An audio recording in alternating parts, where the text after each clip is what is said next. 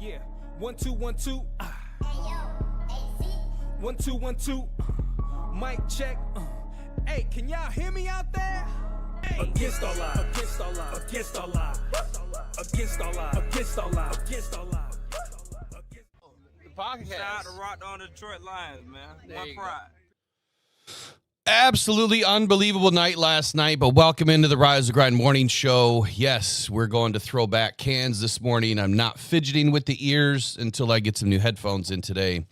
Man, craziness in the NFC North, craziness around the NFL with all of these trades that have happened over the last week and a half.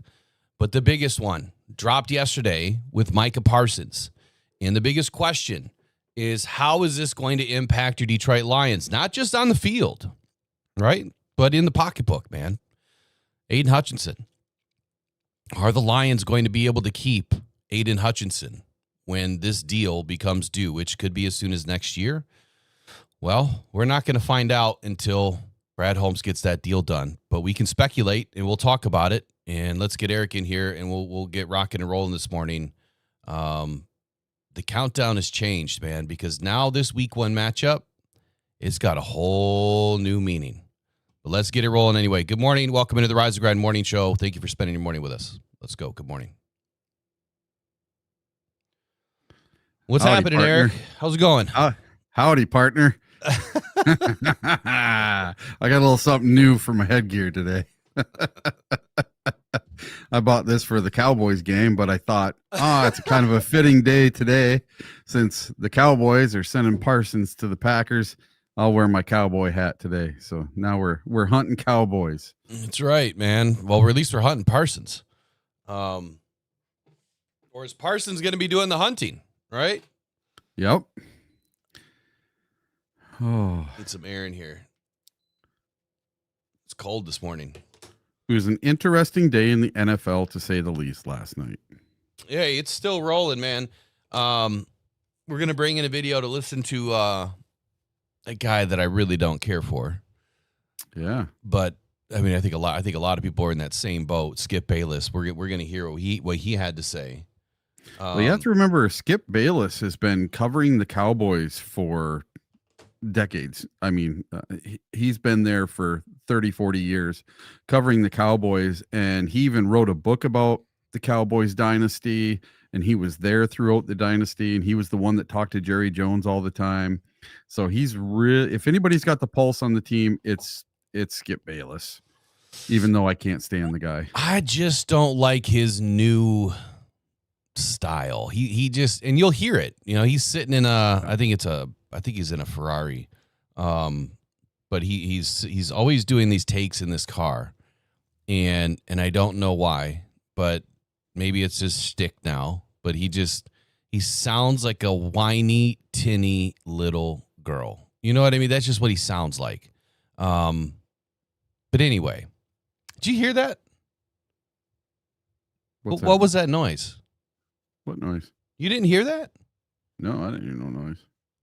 It sounded like 10,000 TVs just hit the floor in Texas. Shout out to the Chris Long podcast for that one, man. That was hilarious when I heard that last night or this morning. I couldn't stop laughing. I have not checked any social media to see the crash out by Dallas Cowboys fans, but I'm sure there's a plenty on there, and it's going to make for some good TV. Look, Parsons heading to Green Bay, man. 4-year, $188 million deal that includes $120 million guaranteed, and it makes him the highest paid non-quarterback in the NFL. I mean, it completely broke the record book, not by just $1 million or $1, but several million. And Packers give up a lot. Now, the brief story, or the first story that was briefed was 2 first-round picks and Rashawn Gary.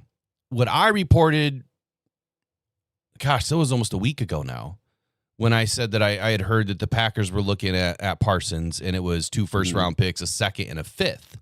That was either Monday or it was last Friday that I said that. I don't remember now. Is it still that?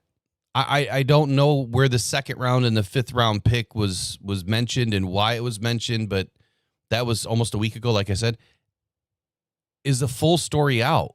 Is it really just the 2 first-round picks? Because if it's just the first 2, I mean, not only is it that's a giant trade, but it's not as Herculean as one would have suspected. Was Kenny Clark worth a 2nd and a 5th? That might have been what it was. Did I say Rashawn Gary?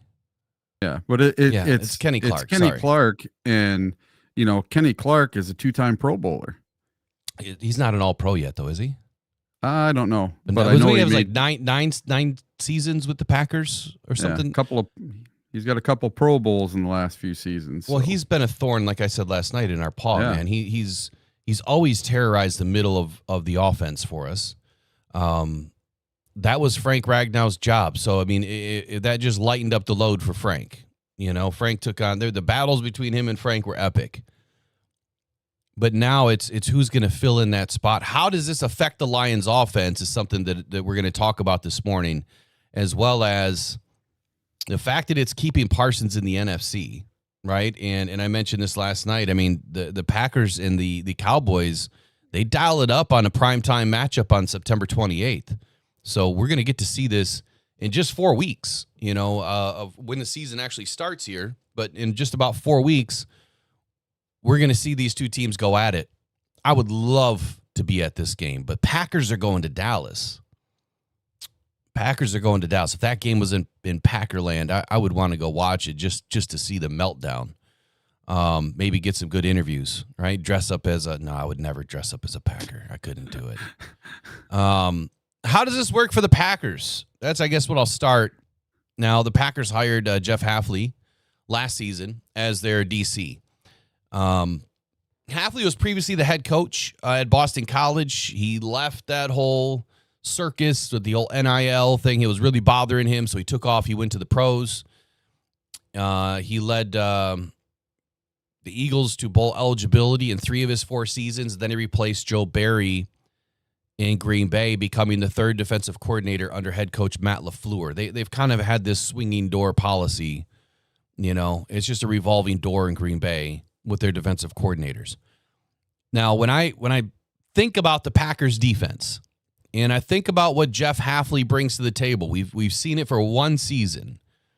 That's what I dove into a little bit last night, and trying to understand his defensive philosophy and why they would want Micah Parsons so bad. And I think the reason is the Detroit Lions, to be honest with you. What Parsons presents defensively and what Hafley wants the Packers defense to do schematically, it's a lock. And here's why. Hafley's philosophy is tailor-made for young, athletic, secondary, and versatile linebackers. That's what he wants. And that's what he glorifies in the defense. It's aggressive, it's adaptable, and it's built for a modern offense. Well, who has the most modern offense in the NFL, Eric? Us. Yeah. The Detroit Lions, right? It's a press man coverage, and then it's also a vision-based read, which is, I guess that's probably the 3-word term that you hear me talking about often with the Lions.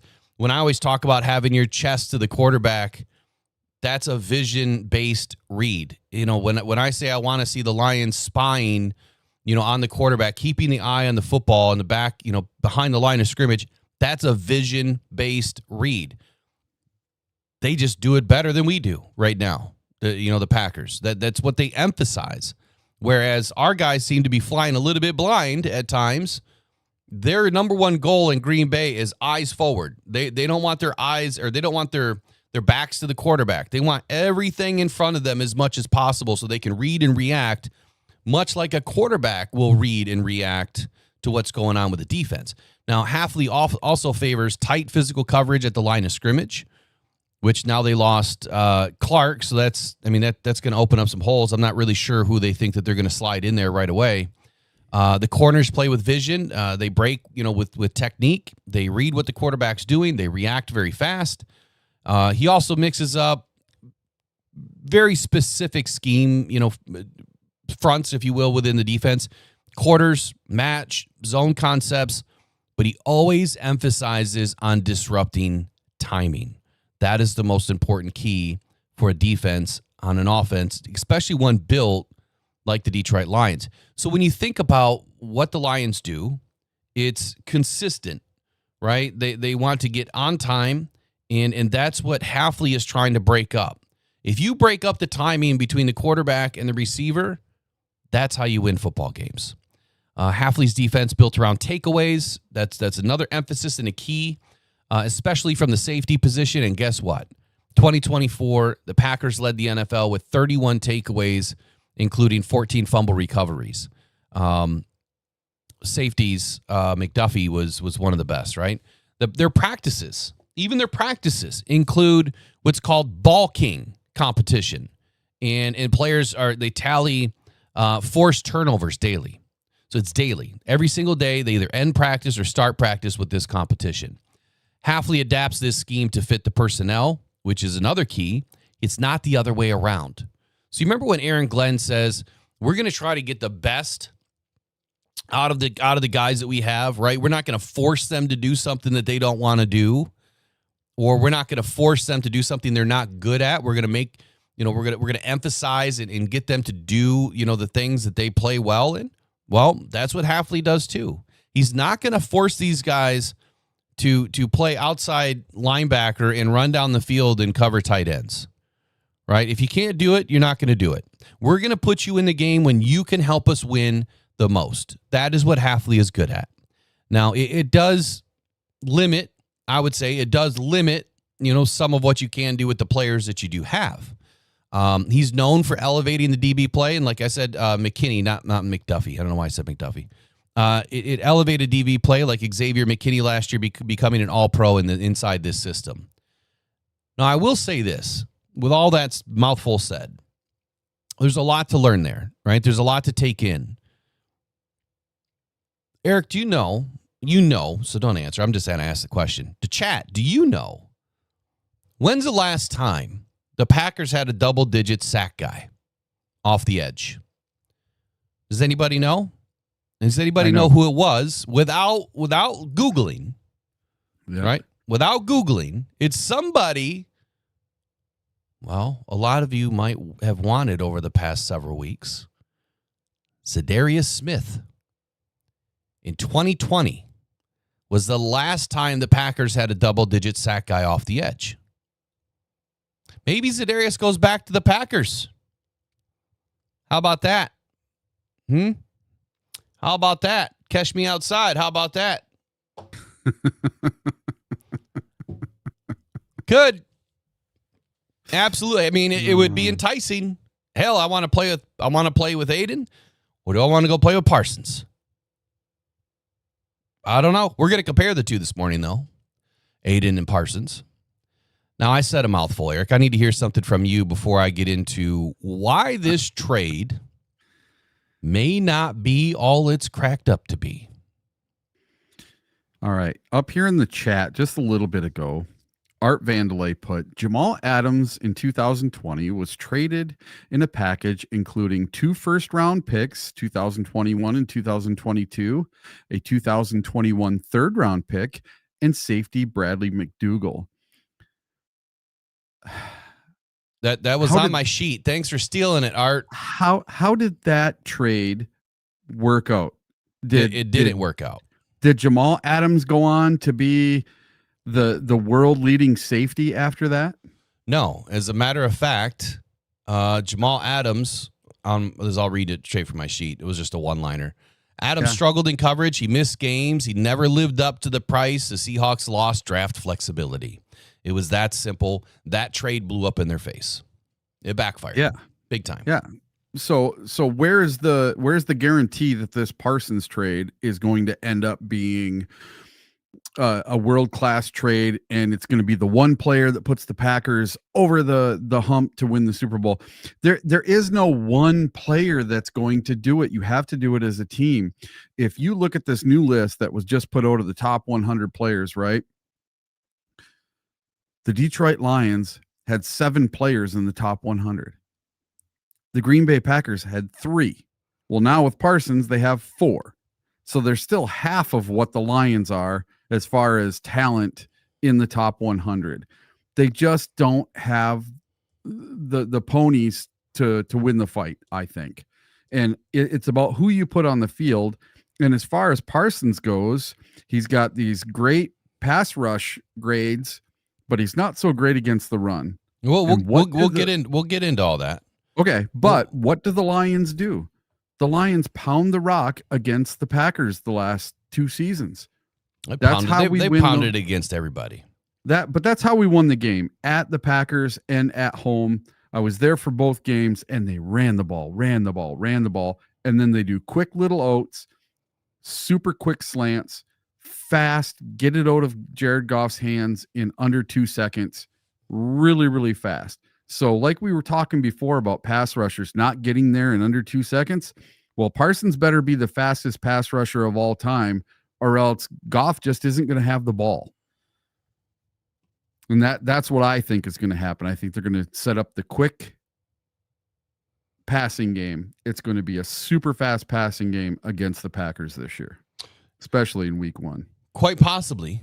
But when you talk about the top 100 and the Lions having 7 and now the Packers adding a 4th, it reminds me of a song by Nirvana. It was something like half the man I used to be. Mm-hmm. Packers are still half the man that we are. That's Stone Temple Pilots too. No, was it too? Both of them? I think it was Nirvana that did it first. Yeah, No. Or was that a collaboration? Nope, it was Stone Temple Pilots. Was it Stone Temple Pilots? Yeah. I know Nirvana did it too, though. Nope. I know they did. I'm looking at it. I know they did. Nope. Look it up. I'm looking at it. I'll fight you on this. It's on my playlist. All right. So anyway, here's why it doesn't work, because there's history to this. There's history. And I'm not saying that Micah Parsons isn't going to be a good football player in Packerland. He's going to have his moments, right?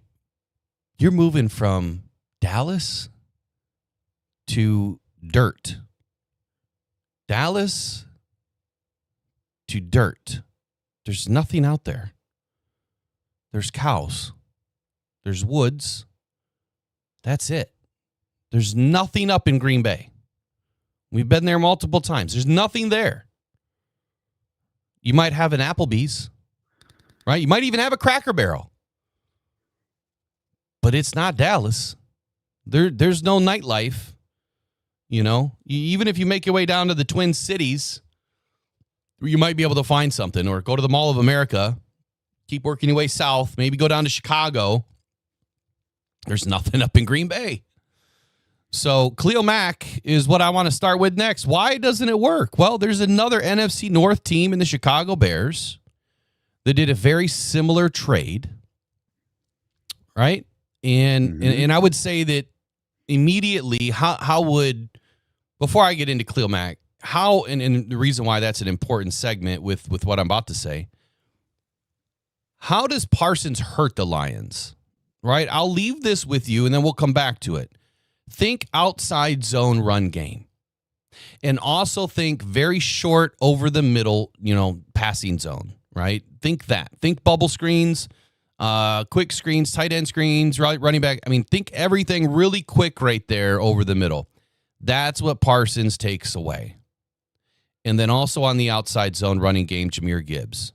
He is now going to be one-on-one with Micah Parsons. And that's what Parsons takes away. He takes away the outside. So if the Lions are smart, which they are, you're not going to run outside zone at Parsons. You're going to force Parsons to run the back of the linebackers to go to the other sideline and gas him out. Why? You're going to hear in a minute from Skip Bayless as to why. But it's the exact same reason that Parsons has not done well when he's played the Lions. He had one good season. All right, that was back in 2022, I believe. 2023 with Jahmyr Gibbs, he couldn't handle him. But we'll get into all that later too, especially here in week 1. All right, Khalil Mack. So here's, just like the Jamal Adams trade, like Art brought up this morning, Khalil Mack traded to the Bears, what was that, 2018. The Bears received Khalil Mack and a 2020 second-round pick that they used to draft tight end Cole Kmet. They also got a conditional 2020 fifth-round pick. The Raiders received a 2019 first, a 2020 first, a 2019 sixth, and a 2020 third. So when you think of the trade that I highlighted, either it was Monday or last Friday, thinking that Parsons was going to go to Green Bay, that's where the 4 picks came in, right? Is comparing it to something like Khalil Mack. But my first question to y'all about Khalil Mack is, how did that work out? Right? Think about that for a moment, Eric. And when I come back to you, you tell me, did it work or didn't it work? So why it looked brilliant, right? Just like this looks brilliant for the Packers right now, Mack was dominant in 2018. 12.5 sacks, 6 forced fumbles, Defensive Player of the Year caliber impact. The Bears won the NFC North. They had the NFL's top scoring defense. And here's a little fun fact. Did you know that the last executive prior to Ryan Poles was Ryan Pace? What is up with Chicago in finding GMs named Ryan with a last name that starts with a P?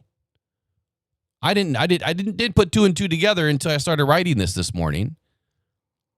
But Ryan Pace was named Executive of the Year for that move because of what the Bears did, and they were able to win the NFC North. Here's why it failed. Very short-lived success for Khalil Mack in Chicago. After 2018, the Bears never won another playoff game with Mack.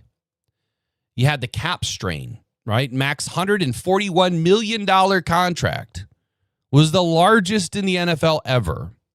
$90 million guaranteed. And when you look at those two numbers back in 2018, and you look at what Parsons just received, which is, let me go back, $188 million. So in 7 years, that position only grew $47 million comparable to those two trades. That's not a lot, especially when you look at the NFL increasing anywhere between 5 and 12% a year. So what Mack did with that contract is not only did he break the NFL, but he broke it for a long time. That was one of the biggest deals that stood for a long time. And I'm not saying that he didn't get overridden with another contract later. The point that I'm trying to make is that was a very large deal, exactly what Parsons is today. So what happened after that, right, is the Bears, they had no cap space. They couldn't go out and sign free agents, right? They didn't have any draft capital. They couldn't bring guys in to build the team. And it was just a slow death by 1,000 cuts. And then you have injuries and decline. Mack ended up missing 10 games in 2021, and his sack production continued to dip. Coaching turnover. Vic Fangio departed and gutted the defensive scheme that Mack thrived in, right? Poor ROI. The Bears traded Mack to the Chargers in 2022 for just a second-round pick. So your return on your investment was no wins, 1 NFC North, and then nothing back, really. A second-round pick, look at Brad Holmes' second-round picks. I mean, they don't always pan out, right? So then it signaled a rebuild, and they had to completely gut everything, not as much as what the Lions did, and started the rebuild with Ryan Poles. So this Raiders pick, right? The Raiders picks mostly flopped. So on the other side, they brought in Arnett and Edwards. They ended up being busts, right, in the first round. Josh Jacobs saved some face by leading the NFL in rushing in 2022. And so my takeaway here is the Bears went all in on a win-now move without the offensive infrastructure to support it, right? Without the depth to support it. And the depth is key. And I'm going to explain why the depth is key, because it's something that we talk about with the Lions often. Mack was elite, but the team around him could not capitalize on Mack. Vice versa, Mack couldn't capitalize on what was around him. So it's a textbook example of how trading a superstar can backfire if the rest of the roster and the depth or the coaching staff is not built to sustain success. The two S's that we combine together often. Now, before I go into the depth piece, I said a lot again. Why did the Mack trade not work for you? And do you think that the Parsons trade could end up in similar fashion? I do. The Mac trade, he just never did anything after that first season. That was it. He was put into a team that was bought, not built, once again, like they're trying to do it once more.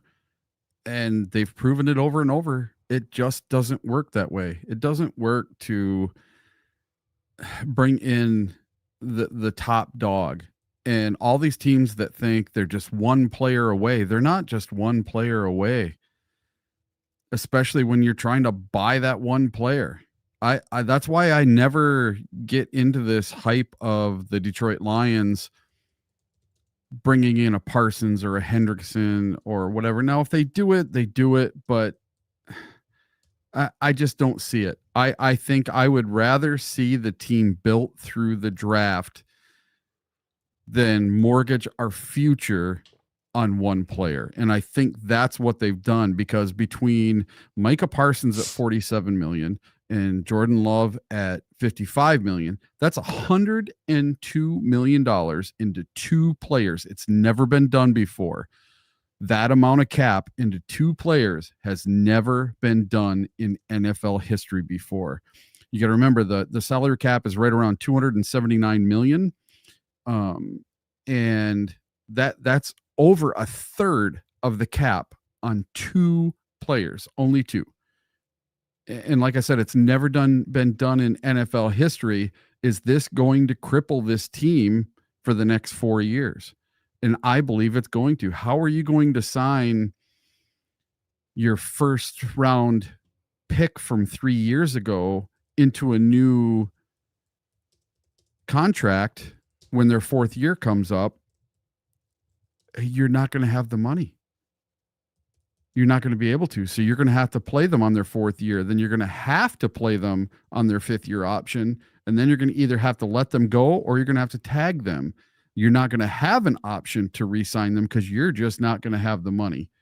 And who knows how this guy is going to fit in that locker room? Is that going to destroy the brotherhood that they've had going on all summer long and all fall? Is that going to put a monkey wrench in when he comes in and it's me, me, me? Oh, it's all about my podcast. So I don't know. This could throw some big monkey wrenches in this whole thing. And you've seen it in the past. You've seen what happens with the Mac thing. Now, everybody seems to be talking about our coordinators because we lost both our coordinators. So our team's going to suck this year like the Philadelphia Eagles did. So I know it's not always the same thing, and history doesn't always repeat itself. But if you look at enough of these things happening, you see a trend. And the trend I see is that this is not going to be the be-all, end-all trade, the one player that puts them over the hump and gets them to the Super Bowl. I don't think that there's ever a team that is one player away. And I'll say that for 21 out of 22 players on a team, you're never just, on a starting, squad. You're never one player away unless that player's a quarterback. That's what I truly believe, because if you've built the defense and you've built the offense, but maybe you just needed a different style of a quarterback or a different style of an arm, or maybe just something a little bit different than what you had. I mean, you could compare that to, the Jared Goff and LA Rams deal. Matthew Stafford, I think, was installed in just a really good situation. And I think that the way that year went down and the teams that the Rams had to face, they almost had like a perfect, what could have gone wrong for the opponent went wrong kind of year, So I'm not saying that Stafford was the answer, but I would say that if there's any one player that it could be the quarterback position. And I'm not saying anything about Jared Goff. I think that Jared Goff is our guy, with no doubt, not one shred of doubt. Hold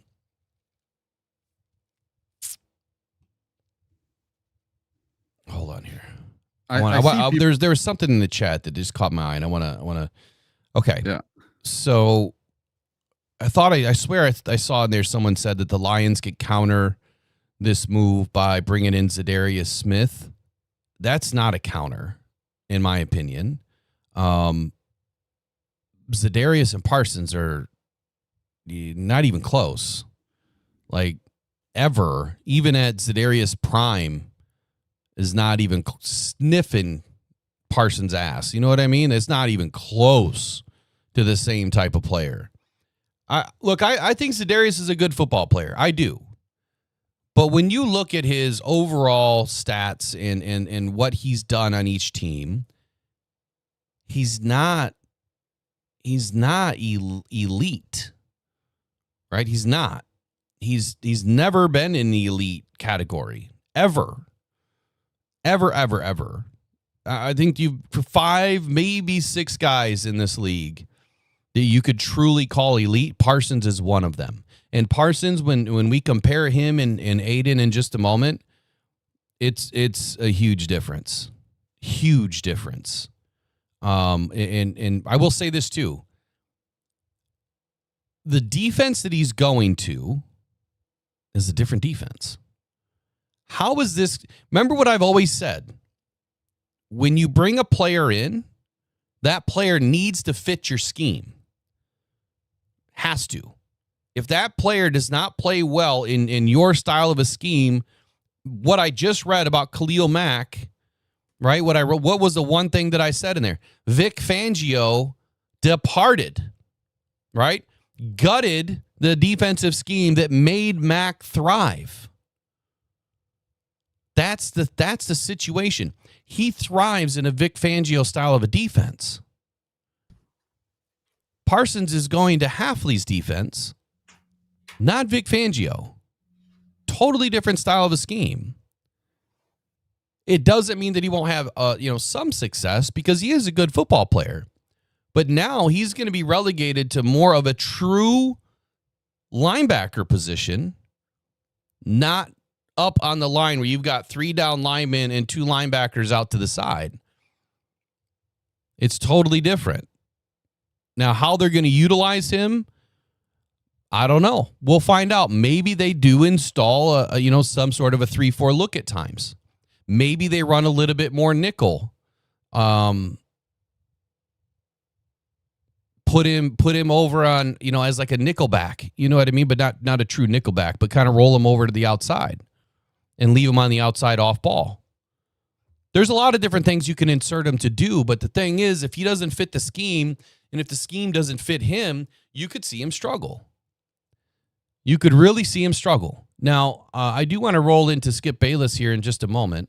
There's something that I'm missing, though. There was something that I wanted to go into right before I got your take, and now I don't see it. Do you remember what it was? No, I don't.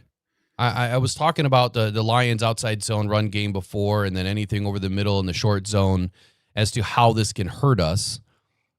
But we kind of moved on from that. I was going through. What did I miss? I must not have wrote it down. Uh-oh. Hold on here. I put you off topic. That happens. I just got a headache this morning, so my brain is just thumping. Thanks for admitting I was right, too. I saw Stone Temple Pilots in 1990. Oh, yeah. The stupid. I thought it was Nirvana the whole time. And the image has Nirvana. So you can see what I'm looking at, but it really was Stone Temple Pilots. Yeah. Yeah. See, I admit when I'm wrong. I was ready to die on that hill. Oh, you were right, man. Nick P says they think they're going to put Micah on the edge with a hand in the dirt. I've never seen Micah with his hand in the dirt a whole lot. He's always up. Yeah. He's always up. You know what? I'm curious because we're going to look at his PFF. Let's just roll that right now. Let's just go into the PFF because we can pull in his snap by position too. What I would like to focus on is year 1 and year 2 for both of them, if we can, comparing their first and second years. Well, yeah, we'll do them all, but yeah. That's a really more of a comparison because last year he only had 5 games for Aiden. He had great numbers, but he was only there for 5 games.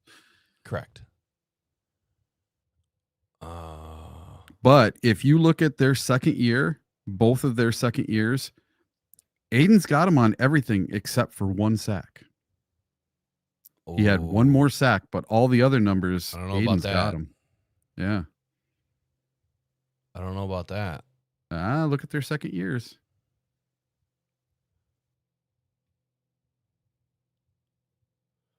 Come on. What in the world? It I got says them that- both up side to side. Yeah, I had them up, and now it's You know, it's goofy. wanting to go to skip. It wants me to play skip. I don't want to play skip. Hold on. Here we go.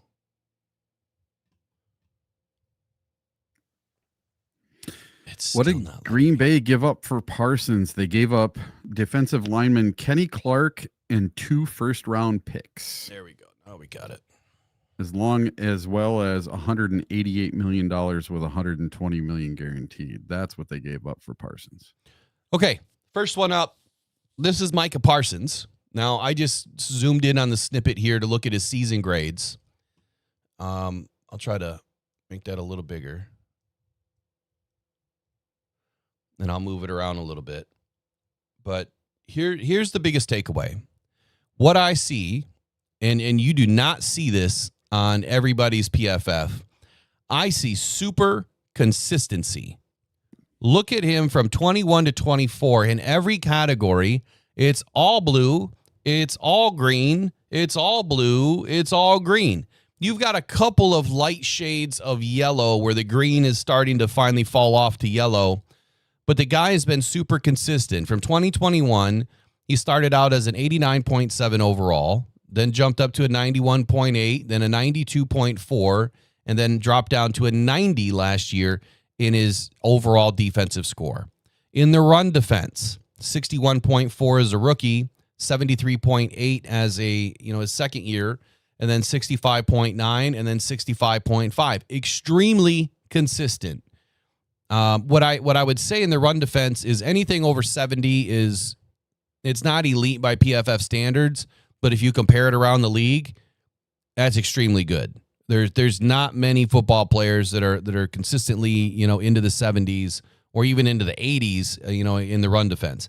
Tackling is good. It's not great, but you know what? He doesn't have a year where he has just a ton of missed tackles, right? I mean, he always has a few, 6 to 9 a year. And then his pass rush obviously is super elite. And his coverage skills, that's the only thing that really worries me the most. Every year we've been able to kind of take care of Parsons when we've gone up against him.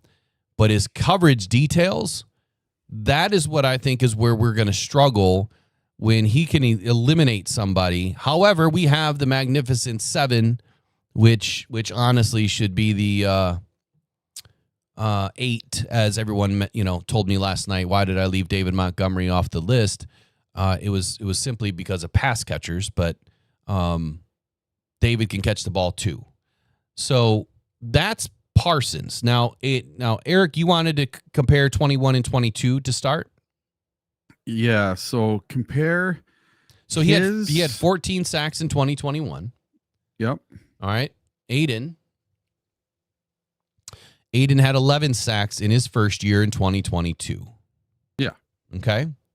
But look So at the colors here. It's a rainbow, right?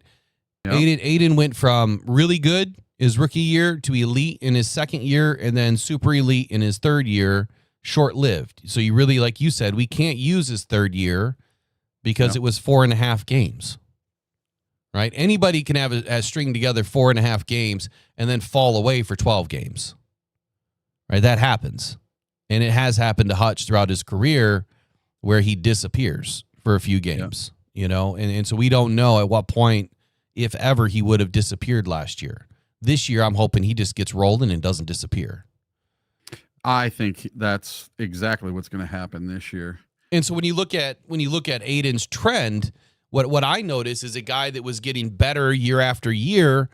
However, Parsons was super consistent from the day he entered the league. Mm-hmm. Super consistent. Aiden, not so consistent. His tackling, not great. But again, if we don't compare the last year, because it's only 4.5 games, Parsons is crushing those numbers because of the consistency. Now you threw in the sack number for his second year, Yes. where Aiden had 14 and Parsons had 15. But what I will say is let's take a look at the overall 106 pressures by Micah Parsons, Aiden 121. There you go. 14 sacks, 28 hits, 79 hurries. Micah 106, 15 sacks, 17 hits, 74 hurries. Difference being Aiden is consistently, getting after the passer in a 4-down or 4-man line, 4-3 scheme. Parsons in a 3-4 scheme in Dallas is not consistently just going after the passer. He's used more in coverage. So the fact that Parsons was able to hang with those kind of stats while dropping into coverage a lot more, because Aiden doesn't drop into coverage a whole lot. No. Very, very few and infrequent times does he drop into coverage. And if anything, it is used on the outside zone there, covering the flat to the sideline, which then your linebacker, Derek Barnes, should be right behind him picking it up. So there's huge differences, and that's why I've always said you can't compare a 4-3 defensive end to a 3-4 defensive end 1-to-1. It's kind of we can compare some of it, but totally different style of player and scheme and everything else. But now that he's going to a 4-3 scheme, now we can compare. Yep. Right? Does that make sense? Anything else you wanted to show in here? Yeah, so that's huge. And one thing also that this chart does not show is that Aiden Hutchinson had 3 interceptions. That's something that Parsons doesn't have on his resume. And if you look at their batted balls in 2022, Parsons had 3 and Aiden Hutchinson had 5, even though Parsons dropped back into coverage on 76 snaps and Aiden Hutchinson only dropped into coverage on 47 snaps. Added balls coming at the line of scrimmage. Yep. Yeah, not passes defensed. Oh, okay. Big difference there. So batted ball is you're getting your hands up at the line. Passes defensed would be, all right, so let me look at the passes defense. I know it's kind of hard to read. Where's that at? So coverage, it would be under coverage. Here, I gotta zoom it back so I can actually see it. Yeah, it's called PBU right here. You see my cursor?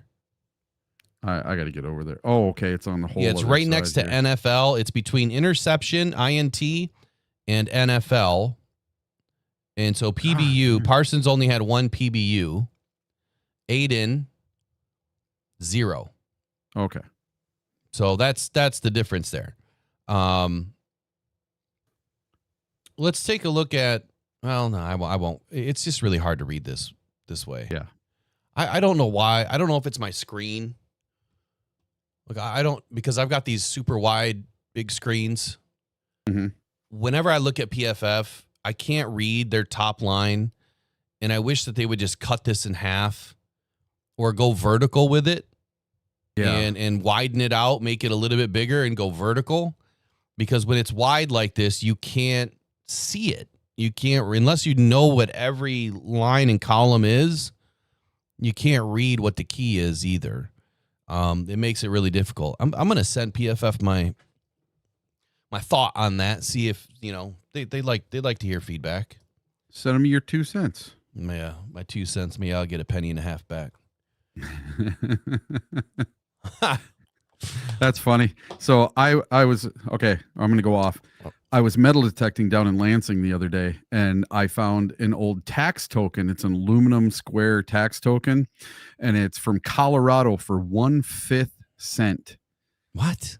Yeah. So they were fractional tax tokens to pay taxes in Colorado, and they were mostly used for alcohol back in the Prohibition the 40s days and 50s. Yeah. So it was a fractional tax on alcohol back in Colorado. So I thought that was pretty cool that I found it here in Michigan in a park in Michigan. Interesting. Since you brought that up, I watched this video yesterday. It just popped up. It's just that Trex guy in New York. Okay. And he had a roll of nickels. Yep. And I think they were from the 50s. And so they were 90% silver. And so what he did is he put the nickels He broke them out, right? And then he let them all hit the thing, and I just cringed like, dude. Yeah. If some of those get graded, man, they could be worth a lot of money. But the key to the video was, okay, here's $5 worth of nickels, right? Let's weigh it. Here's $140 worth of silver. So $5 worth of nickels is either worth $5 or you melt it down, and now you have $140 worth of silver. And I'm thinking you probably have $10,000 maybe if you just get one of those graded and they turn out to be something, rare, or you know what I mean? But yeah, everyone in the chat, there's thousands of messages saying the same thing. Like, dude, why did you do that? He don't care. He don't care. Yeah.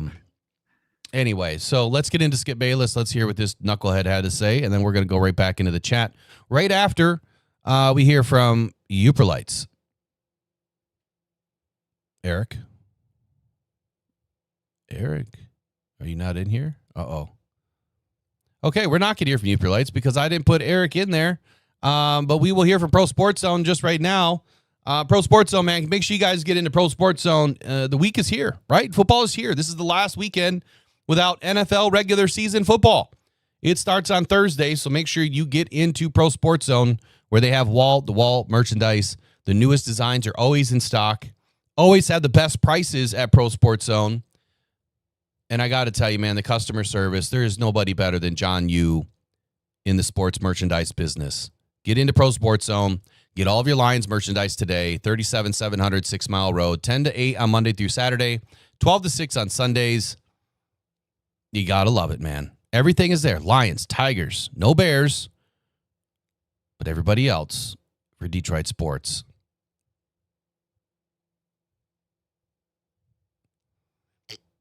Sorry, I didn't have you for some reason on your ad. That's funny. Brandon's got me covered in the chat here. We'll get it. We'll get it back in a minute. Yeah, I started taking all the cameras out because I was having doubling and audio issues, and I forgot to put people back in. Apparently, yeah, it had nothing to do with OBS, did it? It was just the Roadcaster. Yeah, it was the Roadcaster, and then the new way that it routes. And when I call the guys over in Australia, I love calling those guys. I love how they talk, man. They're just so nice. But right. Rode is an exceptional company, man. They back their products, and when you call them, you actually get a person, and yeah, I like that. It's hard to it's sometimes it's hard to reach them, but now they're open 24/7, which is great. Yes, but they'll get on the phone, and so instead of helping me the whole way, they try to force you to go read. Right. And I'm like, look, I don't have time to read right now, so I just need to get this fixed. But I promise you I'll read later. All right, man. All right, mate. Well, let's, I love how they talk. I got to give them a call because I can't get my computer to the software for them to update my Roadcaster. I can't get it done. What do you mean? I use the Rode cables. I've tried 4 different Rode cables that came with my Roadcasters.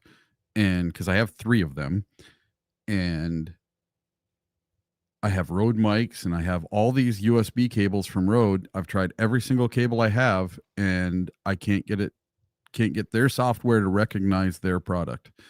Okay, so I think what you would need to do then is make sure you're connected to your Wi-Fi, and make sure the Rode's on Wi-Fi, or connect an Ethernet cable to the back. Oh, there we go. That might work. Right, but it should be connected. It should just do it. You can go right into your Rode and hit, software update as opposed to using the app. You might be using the wrong app too. I don't know. Yeah, I tried it. I tried to update it on here, but it doesn't go. So I got to figure out if I can connect it to Wi-Fi. All right, Skip Bayless. Anyway, let's listen to this goofball. Let's listen to Skip. Full breakdown on Micah Parsons by Skip Bayless. Oh, wait. Oh, hold on. Why is that over there? See ya. All right, Skip Bayless, here we go. So, I just finished playing golf. Just heard the news about Micah Parsons gone to Green Bay. And my gut reaction, as you might guess, is good riddance. And good luck, Green Bay, because you just overpaid for the overhyped Micah Parsons, who will never be able to live up to that money, especially in Green Bay, where I don't think he'll ever be happy living. I have said this for months on end. He wrecked games in his rookie year, but the league figured him out. The league caught up. He's just not consistently impactful. For the last 3 years, he has driven me crazy, leaving me wanting more, especially in that home playoff game against the Green Bay Packers. Packers, did you not watch the tape? You just bought into the hype. Congratulations. You saw it firsthand because you saw him ghost his own team. You saw him no-show on the Dallas Cowboys, who had like 7 Pro Bowl players to your none, Green Bay. 7-point favorites as the 2 seed in a home playoff game at Jerry World, with Netflix filming Jerry up in the box for this documentary that just dropped on Netflix. And he had the worst stats of his career. 4 playoff games he's played for my Dallas Cowboys. He has 1 sack that came with 2:19 left in a 31-14 victory over the 8-9 Tampa Bay Buccaneers. The swan song game for 45-year-old Tom Brady. That's all I got from Micah, was 1 freaking sack in 4 playoff games. 3 no-shows, 2 against San Francisco, 1 against Green Bay. He's a liability against the run. Did you see what New Orleans did to him last year early? He's a liability against the run. Oh, pour it on, Skip. At Jerry World, did you see what the Baltimore Ravens did with 274 yards rushing? They just ran and ran and ran at 11 from heaven, as I called him when he was a rookie.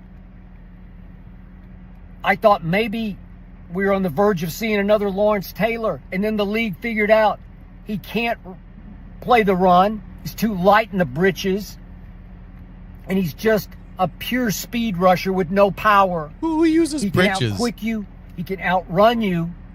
But if you put a massive tackle on him and get up into him, if you chip block him, he wears down quickly. And down the stretches of the last 3 years, not last year because he got hurt in the middle of the year, but down the stretches, he just fades because he wears out, because he's just not physical enough to live up to the most money played to any non-quarterback. I still believe that Jerry Jones offered this kid 190 guaranteed million back in March in his office without the agent. And Micah said, no, I got to have my agent involved. And Jerry not only got mad at Micah, but finally came to his senses. He's not a good guy. He's not a team leader. He's a podcaster. He's a me guy. He's not a difference maker on the field or in the locker room. I'm sorry. Good riddance. I don't know what was out there in trade. I'm surprised Jerry traded him, because I thought Jerry would just hold his feet to the fire. That's what I've already said it. I would have just held his feet to the fire and said, hey, I got you this year under contract. You're going to play out the final year, your rookie deal at whatever it is, 22-ish million. And then I can slap tags on you the next 2 years. I'm going to light a fire. If you can perform, I'll pay you. But you're going to have to show me more than you've been showing me. And I thought that would be the way Jerry would go. But they probably just decided it's more trouble than it's worth, because he's going to be a problem that would just fester and fester through the next couple of years, especially if you tagged him. I don't know what else came back in trade. I don't know if they shopped him enough. And to all those, starting with John Kuhn, who reported that, or speculated this could be happening, congratulations you. This is 2 nights ago on X or Twitter. The runaway suspicion that this was happening, the suggestion this was happening, the speculation that this was happening was correct. It was correct. And yet, I don't know if anybody else was offering anything better for Micah. But I do like Kenny Clark, because he is exactly what we need. Kenny Clark's a very good player. He's a 3-time Pro Bowl player. Every time I watch Green Bay, I see him. Isn't it 97? Yeah, I just see it pop. I see him move the line of scrimmage. I see him play the run. I see him blow things up from his defensive tackle spot. It's what we need next to Odigizua. Now we got 2 of them. And by the way, Kenny Clark made his last Pro Bowl just 2 years ago. He's 29. I mean, I assume he's got 5-ish good prime years left. I'm good with that. I'm good with the 2 first. They don't help this year unless you're going to turn them into something. But I'm just glad to be out from under Micah Parsons. He's a losing football player because he is gifted, but he can't live up. And he's always an emotional, psychological issue for the team to deal with. So those are the kind of players you can't win championships with those guys.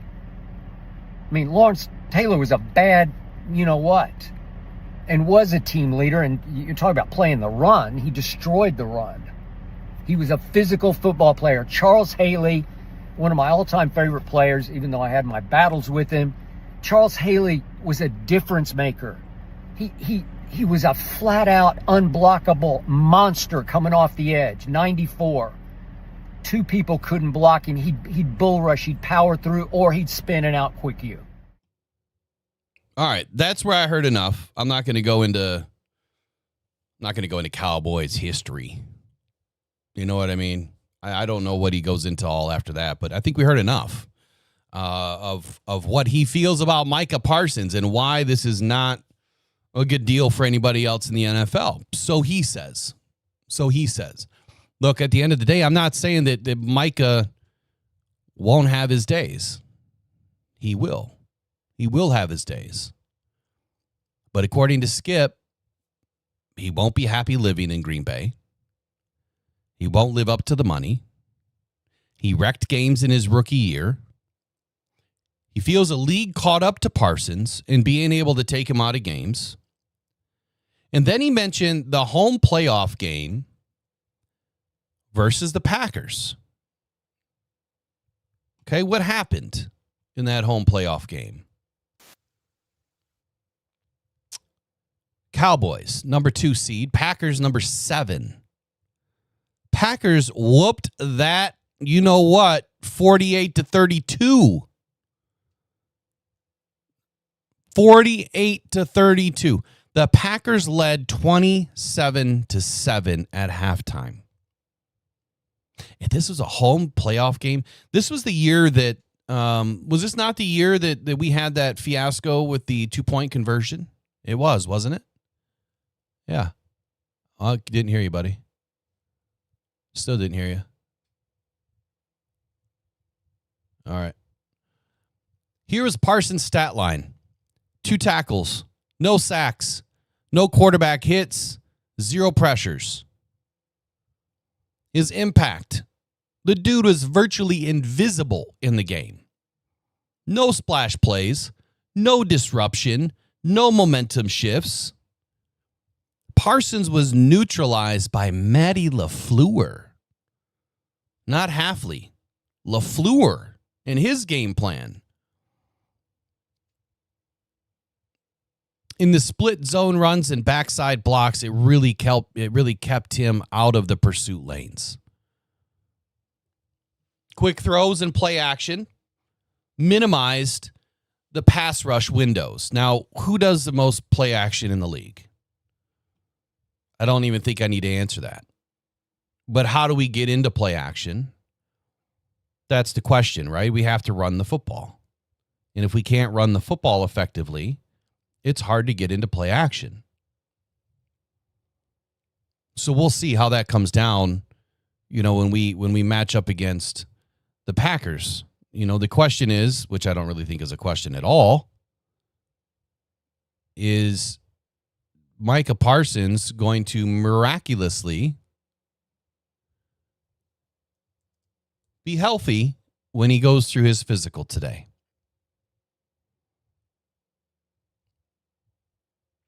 And I think he will be. And I think he'll be inserted in week 1. Green Bay's O-line simply executed. Parsons was blocked, period. So what does this do for the Lions? Oh, there's one other thing. To back up, I don't know if you remember this. to back up what Bayless just said about not being a locker room guy, Parsons skipped the post-game media and the locker room clean-out availability. Just took off.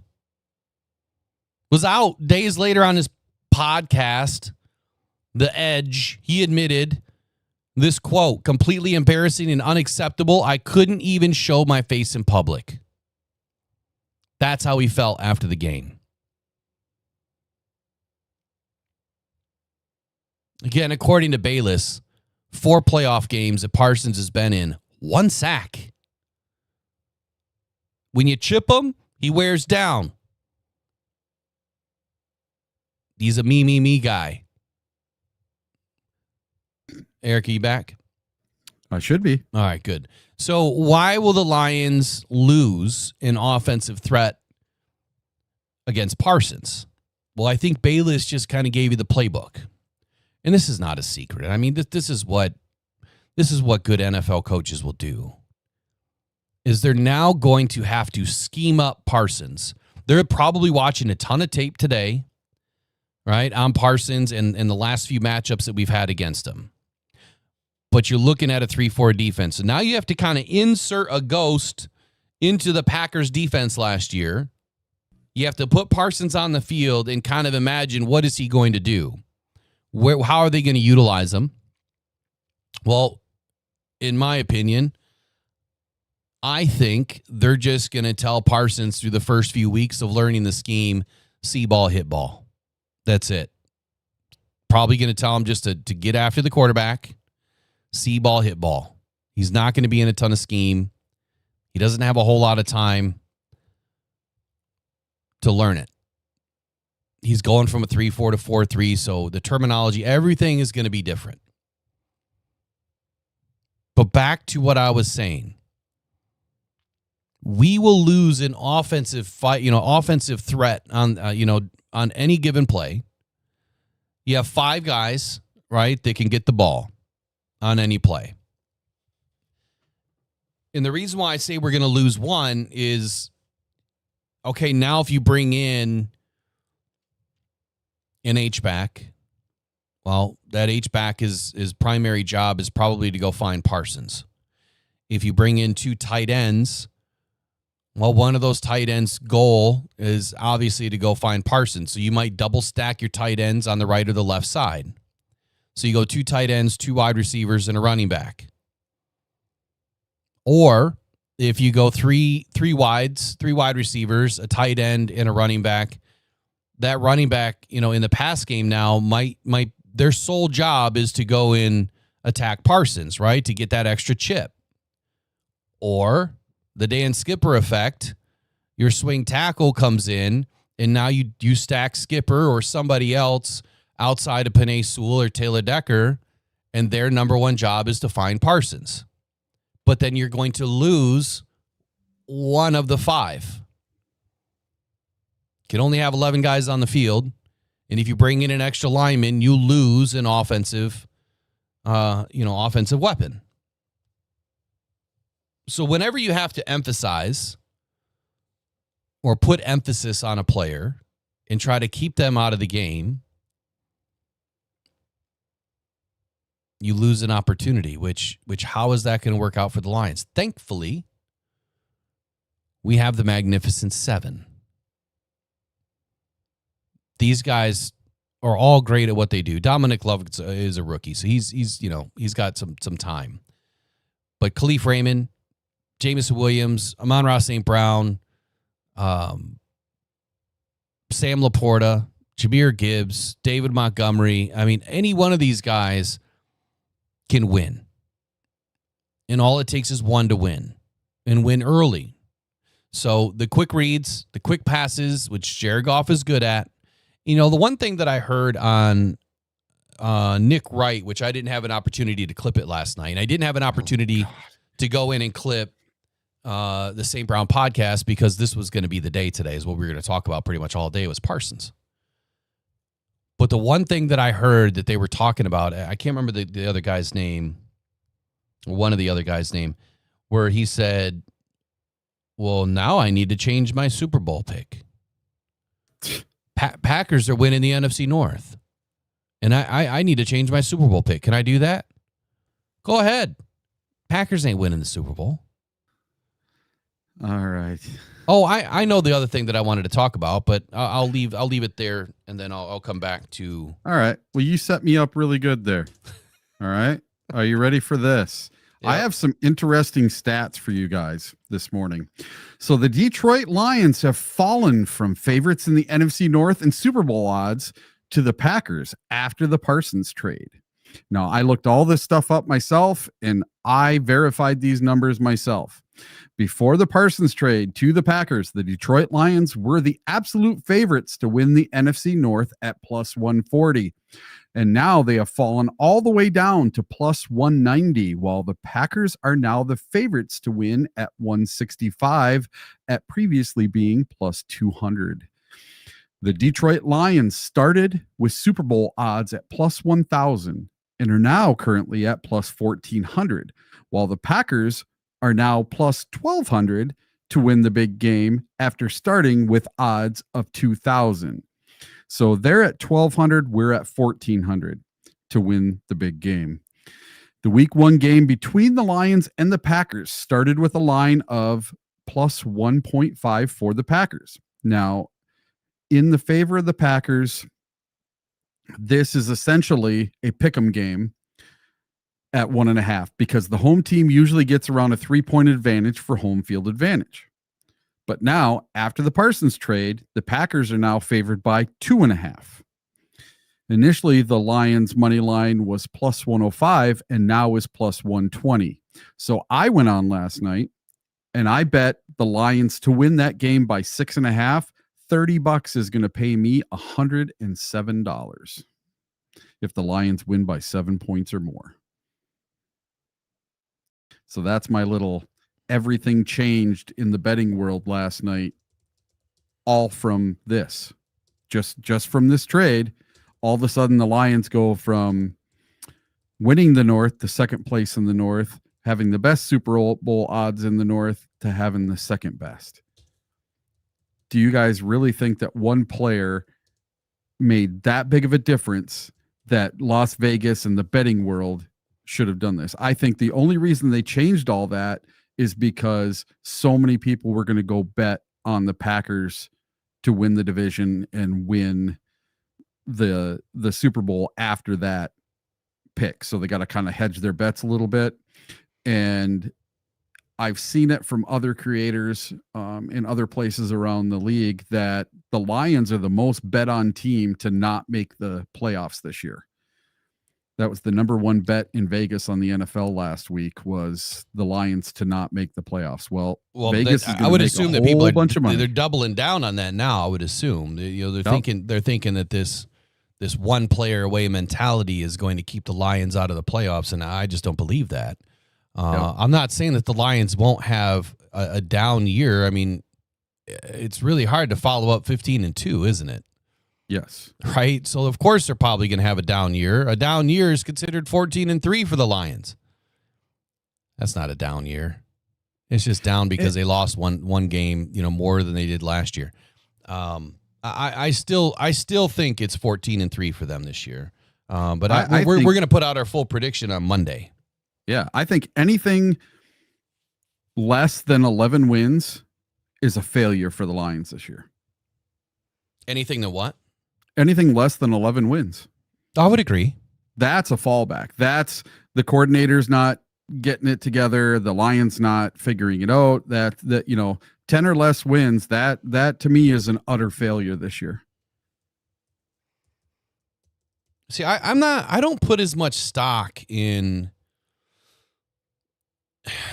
and maybe I'm wrong for this. I don't put as much stock in the coordinators being the issue. And the reason why is because Dan Campbell's the guy, right? He's the one that's running the ship here. It's Dan Campbell's offense. It always has been. If we didn't even bring in another offensive coordinator, Dan would be fine running the offense and running the team. What I love about Dan not running the offense as much, I'm sure he's involved in all of it throughout the game, is he can focus on all of the other little things going on in the game, which is what a head coach is supposed to do, right? You have to focus on all of the little things. You let those two guys handle what they're supposed to handle. They're in each other's ears all game. They're communicating about everything. As soon as that play ends, what do you see? Dan Campbell is immediately walking down the sideline talking to somebody. Well, he's talking to the OC or the DC. Now, what he thinks, what he likes, they got 15 seconds to get that play in. I kicked off ads anyway. You guys are great. We got close. It's Friday. Right on. It's we're gonna go casual days on Friday. I'm not gonna dress up on Friday anymore. Football's here. And it was cold this morning. All right, so I wanted to go into this last part about the Packers, then we can shift to whatever. I have one more. I don't know if you saw it in my playlist here. Let me get through this piece, and then we'll dive into that. Okay. But it goes along with the whole Parsons thing. My number 2. Yeah, I'm still sticking with that too. It's okay. This to me is my biggest reason why, and I know I started with a little bit of this morning. I didn't finish it. Depth. Okay. There's two stark differences between the Lions and the Packers. And one of them is depth. The reason why some fans really just have this disdain for Brad Holmes and not going out and getting the Ferrari and Micah Parsons or Trey Hendrickson or anybody else, right? Or drafting a guy is because his focus is on depth. I don't care what analogy you want to throw into this, but you are only, Brad just said it not too long ago, you are only as good as your depth. There can't be a more perfect example than 2024. That had they not had the depth that they did, we would not have finished the way that we finished. And this year, that depth is back. And it's even better than it was a year ago. Where's the Packers' depth? They don't have much depth behind their starters. So you just brought in Micah Parsons, and guess what? Now you can't afford to go out and buy your depth in free agency. You have to draft. Oh, wait, that's gone too? So you just brought in a guy, and you weren't prepared with depth, and you've got a quarterback that is so up and down, it's worse than a stock chart, right? He is so up and down from week to week. He's not consistent at all. So that's problem number 2. But I really believe the biggest problem for them is the guys behind the starters cannot win games for the Packers. But the depth behind the Lions starters did and will again this year if needed, if called upon. That is a huge key to sustaining success for a football team, is having the best depth that you can possibly have. The other thing that does is that allows you to have a higher rotation. If you have really good guys behind your starters, now you guys don't have to play 100% of the snaps. My goodness, wouldn't it be great that Aiden only played an 85, 90% and not 97%, a 95%, or 100% of the snaps in a game? If you can just back him off a few plays a game, that'll save his legs to the fourth quarter if you need it, right? Or overtime if you happen to get to overtime. But just saving his legs a little bit to the fourth quarter. It's kind of the same thing that they do with our running backs. Now, the running backs, I think, is a great way to look at depth. You have two guys that can both run and both catch the football. Jameer's got more speed. David Montgomery's got a little bit more bowl in him. Right? Jameer's the rocket.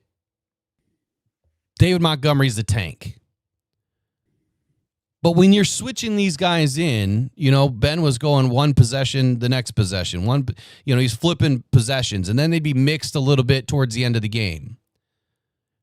That depth allowed both of those guys to stay healthy and fresh. And so every time Jameer touched the football, it was gone. Right? Now, if he's touching the ball 25 times in a game, what do you think is going to happen in the fourth quarter? He's going to get the ball and he's going to be, you know what I mean? He's going to end up getting caught from behind. Where now he's fresh, he's going to be able to take it to the house. Same thing for Monty.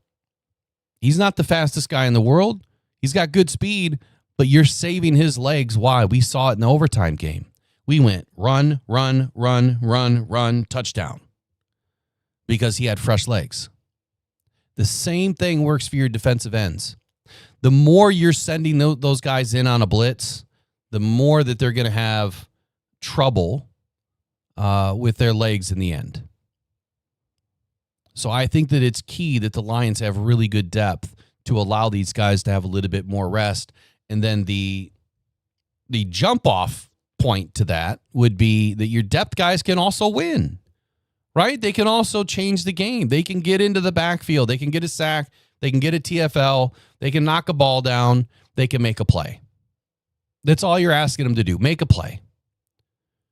You don't have to be out there and be a star. Just work together, make a play. I don't see that for the Packers. We haven't seen that for the Packers. This, to me, speaks a huge cry for help by Brian Gutekunst and Matt LaFleur, who are for sure on the hot seat. They drafted a wide receiver for the first time in, 20 years? Why? Because they're on the hot seat. And they need a playmaker. And they're trying to shift the attention to somebody else. Well, we didn't win because our wide receiver's injured, or our wide receiver, he didn't do what we thought he would do. Well, let's bring in Parsons. We can't fix the offense. We don't have a receiver to throw to. Let's bring in Parsons. They just sold their future down the river. And how are they going to pay for him? And everybody else? I have no clue how that's all going to work out, but I do know one thing's not going to happen. They're not going to be able to bring in the depth that they need. And they just got rid of the middle. Eric, you said it best this morning. I don't know if you said it on air, but you said it off air when, not having Kenny Clark, the guy that has totally disrupted us through the middle. I mean, he was our biggest threat on the Packers on offense, right? He was our biggest threat was Kenny Clark. So I think someone in the chat earlier said, man, if we can now run through the A gaps or the B gaps or whatever, we can still win if we don't run on the outside. That's true. I think we're still going to be able to do both, but I do believe that Parsons is going to limit a little bit, whereas if he wasn't on that team, maybe it wouldn't. But then again, what's around him? What does he have? He doesn't have push in the middle now. You don't have push in the middle, you can forget about it. That's the same thing that we've been saying about the Lions. If you don't have the middle, it doesn't matter what you have on the edge. Because to your point, and to everybody else's point that was talking about this, the middle is the most important factor in getting to the quarterback. Look at the Eagles last year. It was not the edge. It was the middle, right? It was Jalen Carter. And what was the other guy's name? What's the other guy's name that took off too? He was traded. Or no, he left in free agency for a sizable contract. I don't remember. Well, I can't remember his name right now. But either way, it was both those guys that were pushing through the middle, and then that allows your ends to do their job, right? That allows your speed guy to get after the quarterback. It allows your can crusher, right, to push the line down, collapse it towards the other guy. Push the ball where it doesn't want to go. So that's my final take on Parsons. I'm sure we'll be talking more about it later on in the week, but what did you want to add to that? I got a little bit more. And Brian Brady, we'll get to you in just 1 second. I got a couple of things about our edge depth. But first, I want to talk about the Packers and Jayden Reed. He has a Jones fracture in his foot. The Green Bay Packers wide receiver Jayden Reed has returned to practice after missing several weeks with a lower body injury. However, the injury has been identified as a Jones fracture in his foot, an issue that is expected to be a persistent factor for him throughout the 2025 season. Due to the lingering nature of the injury, there are now serious doubts about his ability for the Packers season opener against the Detroit Lions on September 7th. That is their number one receiver. Reed's potential absence would be a major blow to the offense, as he led the team in 2024 with 857 receiving yards and is considered the primary weapon for quarterback Jordan Love.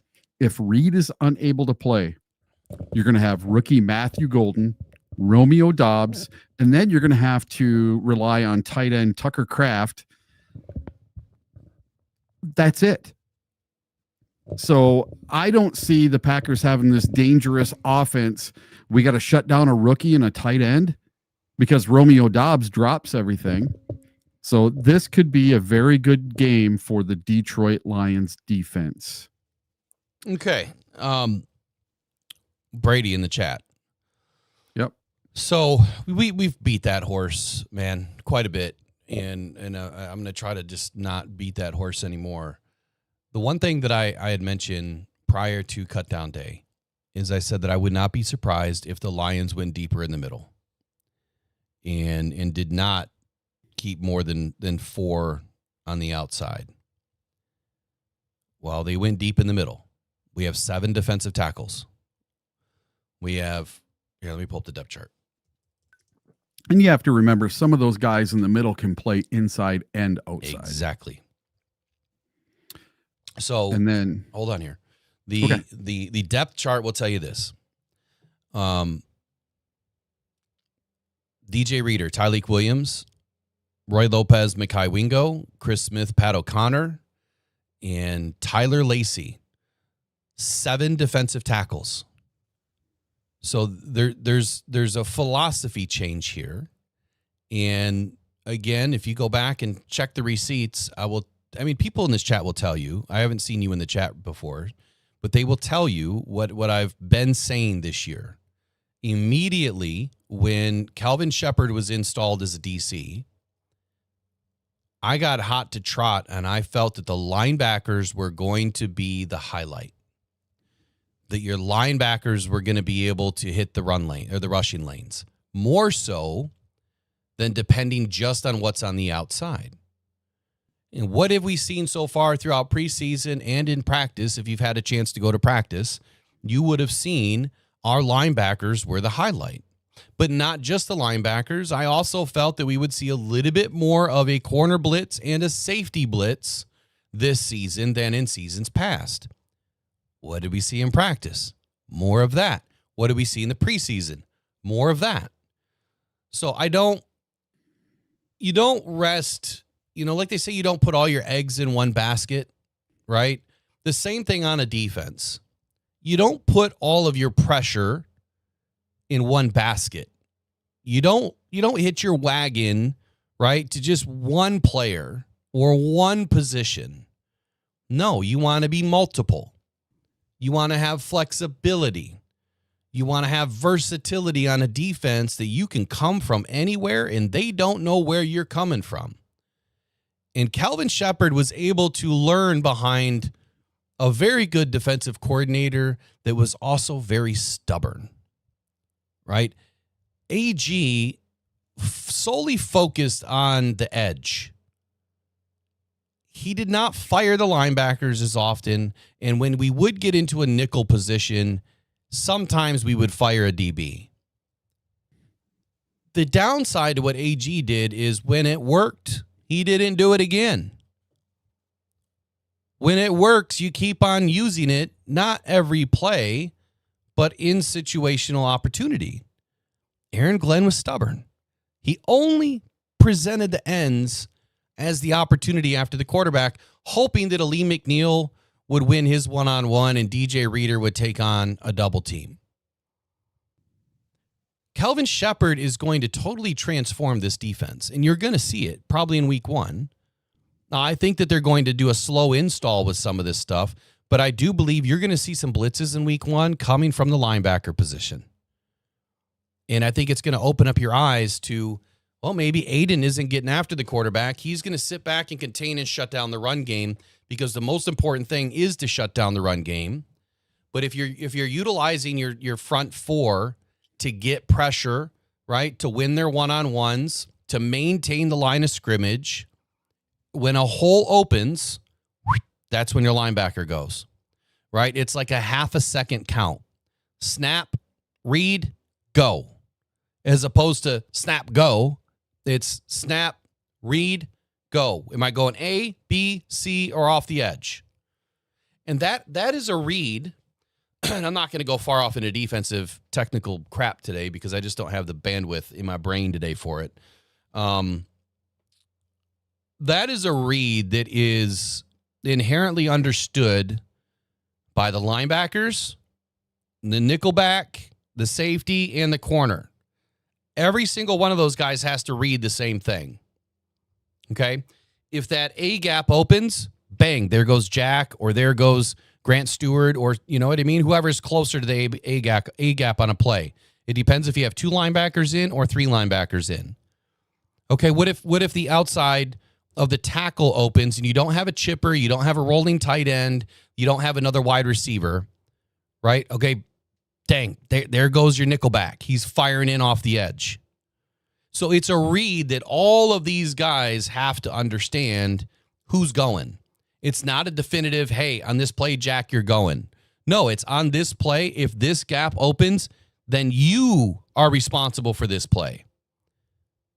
Not just one person. It's all 3 of you have to make the read, and it's whoever's gap responsibility that is taking that gap. Now, I haven't looked at, Kelvin Shepard's playbook, but this is just defensive strategy 101 that has not been utilized in Detroit that we've seen. Doesn't mean that they haven't talked about it. Doesn't mean that they haven't tried to utilize it. We just haven't seen it come to life. But I've seen more of it in practice and in preseason this year. So you don't need to just sell out on the ends. What our depth chart tells me is exactly that. Right? We have Aiden and Davenport, and we have Al-Qadim Muhammad as our immediate backup, and then we just brought in Tyrese Wheat. I don't know enough about Wheat to say that he's going to help us with, really good depth. I don't know yet. Right? But what I also know is we have an extra spot open for Josh Paschal. And I will tell you that the positivity, even though Josh Paschal misses a lot of games, that the positivity and the things that have been said about Josh Paschal from all of the different podcasts that I've listened to, upper level podcasts, not just us, guys on YouTube, right? But you're talking NFL, CBS, ABC, NBC, any of the other podcasts on Sirius XM, especially the NFL channel, is that every team should have a Josh Paschal. Just, bring your lunch pail to work kind of guy, get after it. Josh Paschal, even though he doesn't get a ton of sacks, what he does do is he does stop the run game, and he does set a really good edge. That is part of the defensive philosophy. It's not always get after the quarterback, and that's a fact. Aiden's primary job has always been to fire off after the quarterback. Few and far between do we ever see him really set an edge and stay there and contain, but we started to see a little bit of that last season before he was injured. So now I think we have flexibility, but the reason why they went strong in the middle is you need more rotation, right? You need more guys that can be there in case you're injured. We don't have Aleem McNeil back, and we don't have Paschal back, but both of those guys will come back. In the interior of this defensive line, one, Tyleik Williams can get after the quarterback, but we don't know yet because we haven't seen him in a regular season game.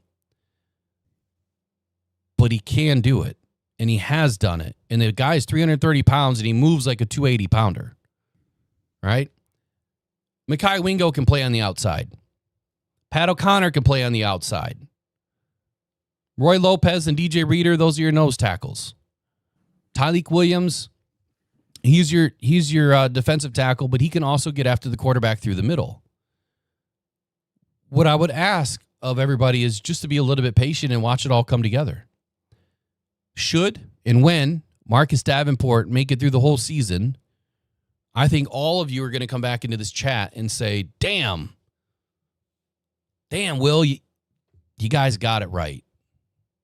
I'm hoping that's what happens. Not because I just want to be right and you're wrong. That's not it. It's because I want to be right about the team and that we're actually going to play to our strengths and play well. That's what it's all about. I see what they're trying to do from afar, and I think it's going to work for them the way that they're trying to design it. But why do we have guys like Avante Maddox, Rock Ya-Sin, right? Amik Robertson. All those guys can get after the quarterback in a safety blitz or a nickel blitz, and they will. DJ Reed, I haven't watched a ton of tape on him getting after the quarterback, and I doubt that they're going to use him a whole lot. But we'll see. Derek Barnes, he started to come alive last year. You will see him getting after the quarterback this year. I promise you. Zach Cunningham, he was another one that was having a really good preseason. He will get after the quarterback. We have a ton of guys that can get after the quarterback, and I'm going to end with this. It's the same thing that I've been saying. This defense is different. This is not an AG defense anymore. It's a defense that Calvin Shepard wants all of his guys to have an opportunity, and that's a smart way to do it. Why? Because you're not dependent on this egg in that basket. You now have an entire cast of a defense that can be utilized in multiple situations.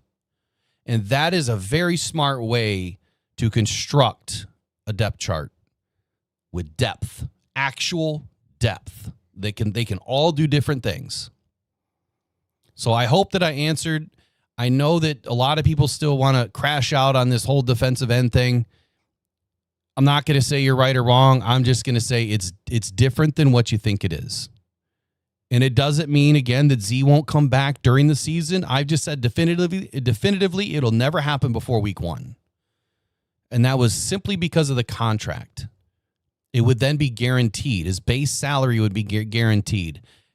I get the argument, but will we have $48 million? We really don't. Because next year we're upside down, right? And I'll show you that. I'll bring that in just to kind of show you that in a minute. I think y'all are going to be happy with the defense. I really do. I think this is a top 5 defense. If everyone stays healthy, I think we're going to have a fun season. I really do. I'm not worried about the coordinators. I think they're going to be just fine. The only worry that I have is with Morton being up in the box. I think that's is really different for these guys. And I'm hoping that it works, because what I didn't notice in practice, Eric, which you could probably back me up on this too, is Morton was not facilitating a game situation. And that's why I think it would be important to go practice at Ford Field a few times. Put Morton up in the box, so he can call plays down, test it out, do some dry runs, right? Amplify, put in some crowd noise. And that's why it would have been important just to fill some seats with some butts to get some people in there. They don't necessarily need us there, but they didn't do that at practice. I would have put him up in the sky in a big old sky track. I would have put him 40 foot up in the air and be like, "You're going up there, dude," and then you're going to call plays looking down. I'd have put him up in the stands with us at the top row. There you go. Why not? Hey, let me see that playbook, man. What you got over there? Have his own little section or whatever. But he did it for the 4 preseason games. He was up in the box during the 4 preseason games. So if you noticed that Jared Goff, I think, dressed for all 4 preseason games in pregame anyway. And I'm guessing that for parts of it, he had a helmet on just so he could listen to Morton and the way things were getting called into the quarterback that's on the field. Yeah. So one other thing for Brady says, Davenport never finishes a season, never played 16 to 17 games. I do like Davenport, plays great when healthy, but Brad gets injured players. That's facts. Well, that's not facts. I mean, every team brings in injured players. Every team. And the reason why you get some injured players on your roster is because the fact that you're getting a very high value. So let me throw this at you. Do you think that it is beneficial, Brady, to bring injured players in, or do you think you should never bring an injured player in? Ever. Draft or otherwise?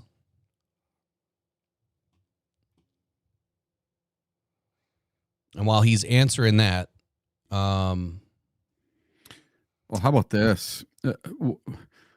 What would you think if I told you at the end of the season, it wasn't Aiden Hutchinson that won Comeback Player of the Year, but another Detroit Lion? If you, dude, people are going to melt down when you say Davenport. that. Yeah. What if I told you Marcus Davenport was the Comeback Player of the Year this year? He plays all 17 games. He plays in the playoffs, and he is a force to be reckoned with Hutch on the other side. What if I told you it finally works out for Marcus Davenport?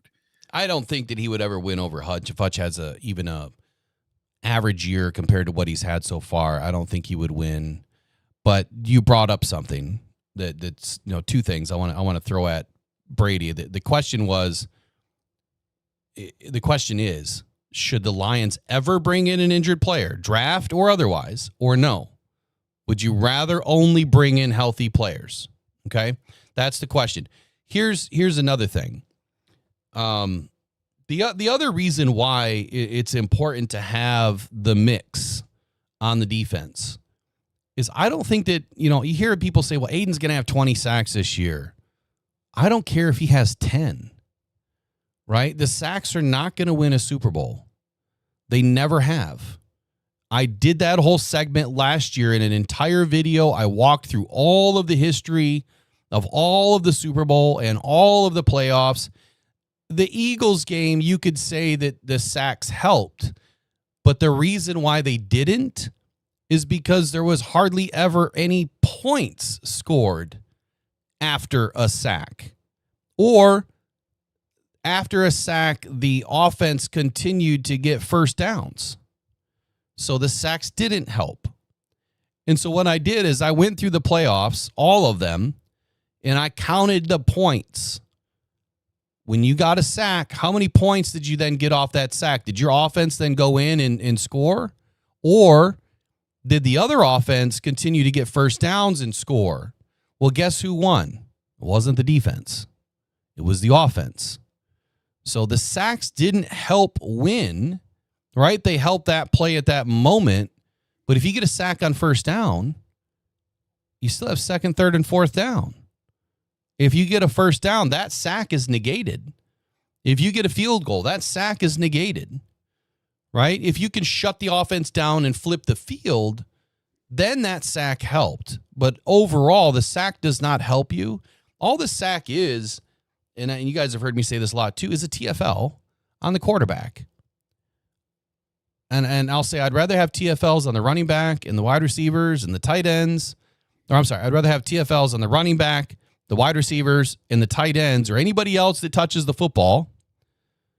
It just happens to be called a sack on the quarterback.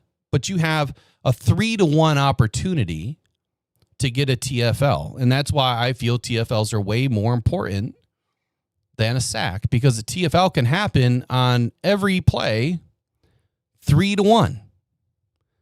So, Brady, I didn't... Okay, he says, absolutely bring people in with injuries depending on the injury and what the player did before injury. So the reason why I was trying to set you up to say, okay, then screw it. We don't need Jameson Williams, right? Let's not bring him in, right? The high value that we got on that player, yeah, we picked him at number 12 overall and he sat for a year. But now look, now look at the ability. So that one player that we brought in, and I mean, he's had a decent year last year. But it's his ability now to break a touchdown at any play or, on any given play. That's the reason why you go in and bring a player in like that. Now, unfortunately, guys like Levi Onwuzurike, who had a back injury in college, that didn't work out, right? Emmanuel Mosley, I would have never brought him back for a second stint. It was high value, though. And the reason why is, I don't know if you know the percentages, but the percentage of a guy re-injuring the same ligament or the same ligament on the other leg or the same injury on the other leg, I mean, it's like negative. It's next to nothing. So usually when you get an Achilles, repaired and you recover, it'll never happen again. very few times in the NFL. I mean, I'm talking like on one hand that I could probably count or even remember the same guy getting hurt on multiple legs. Gosh, was it Nick Chubb? Was he one of them? But Mosley, I mean, that's just insane. But I would have never brought him back. I would have never brought him back for a second stint because that's just how I am. You know, once you come in off of an injury and then you get injured again, and then you get injured again. I mean, no way. So that was a huge failure, but it didn't cost the Lions a whole lot. It just cost us the opportunity to bring in a different free agent. The upside was if he did make the field, the guy was a pretty good football player. But after not being on the field for a couple seasons, yeah, your ability to play in the NFL. Tim Patrick, again, he was injured. How good was he for us last year? Right? When he was inserted and needed, he was perfect for us. This year, little disappointing that we don't have him because I think that he would have had a great season. But then again, there's something that we don't know. They traded him because they brought in Isaac Tesla as our theory. But maybe Tim just wasn't having a great season this year because he didn't pop in practice at all. He was not even getting the ball. They were limiting him in practice the entire time. And that's probably because they were trying to trade him. But maybe he just wasn't clicking this year. And when you're stuck down on the depth chart and you got a rookie that's playing really well, it made sense. It made sense. What about Terry McLaurin, Elaine? Yeah, exactly, man. Exactly, Brady, where he says, you don't have to agree with me, but this is all about our opinions. Exactly. That's why we love doing this. Not anything you or I say, complete facts, it's opinion. I believe we need more veterans on defense, especially. I think we got a good mix of veterans. Matter of fact, when you look around, a lot of our guys are about 24, 25 years old, which is they're entering their prime. You know, Aiden's about to enter his prime here pretty soon.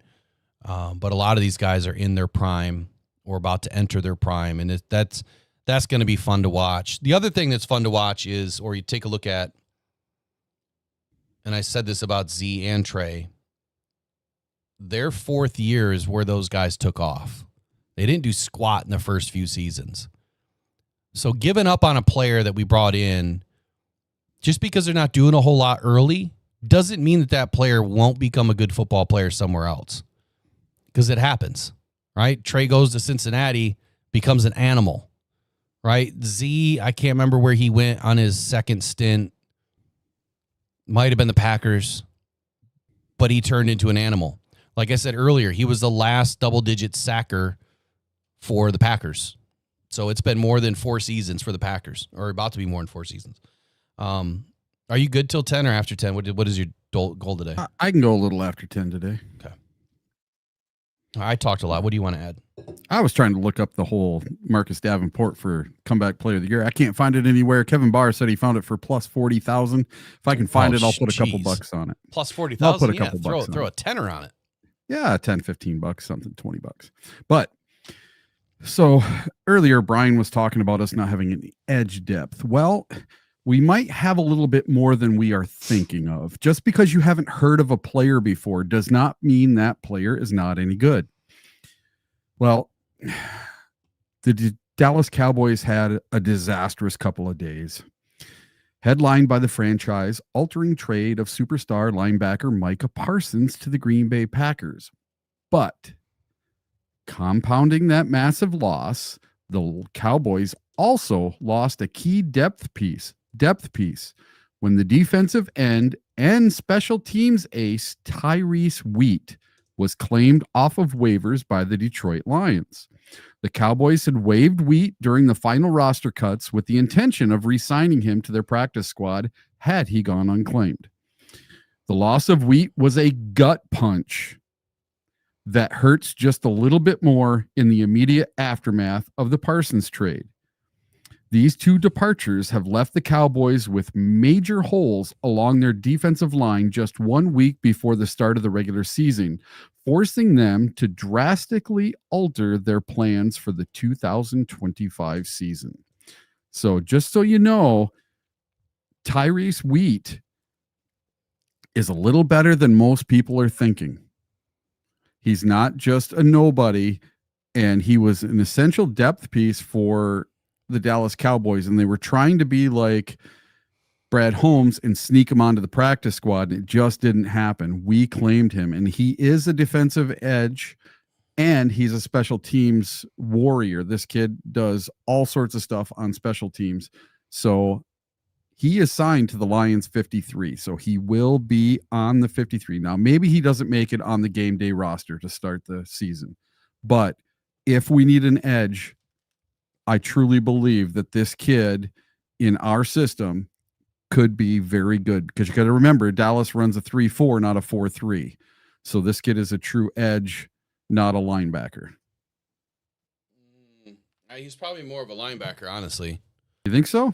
Yeah, because of the 3-4 and his size, 6'2", 260. He's like that tweener size between, a true 4-3 big end or a 4-3 small end. He's kind of right in between. Yeah. He's a little shorter, which I would think that he's more of a linebacker size, and maybe that's what they're going to utilize him for. We just don't know, right? Yeah. I mean, we just don't know yet. Here's what I will say about this guy. So I did a little digging. I didn't finish my thought process, but I did a little digging on Mr. Wheat Thins here. Yeah. I got to find that soundbite. Wheat Thins. Oh yeah, with I can't. I never watched it, but I always kept hearing it. Right, the baby from Family Guy. Oh, there we go. Is that what it is? Yeah. Okay. The baby from, he goes, Wheat Thins. All right. So this guy's not a nobody.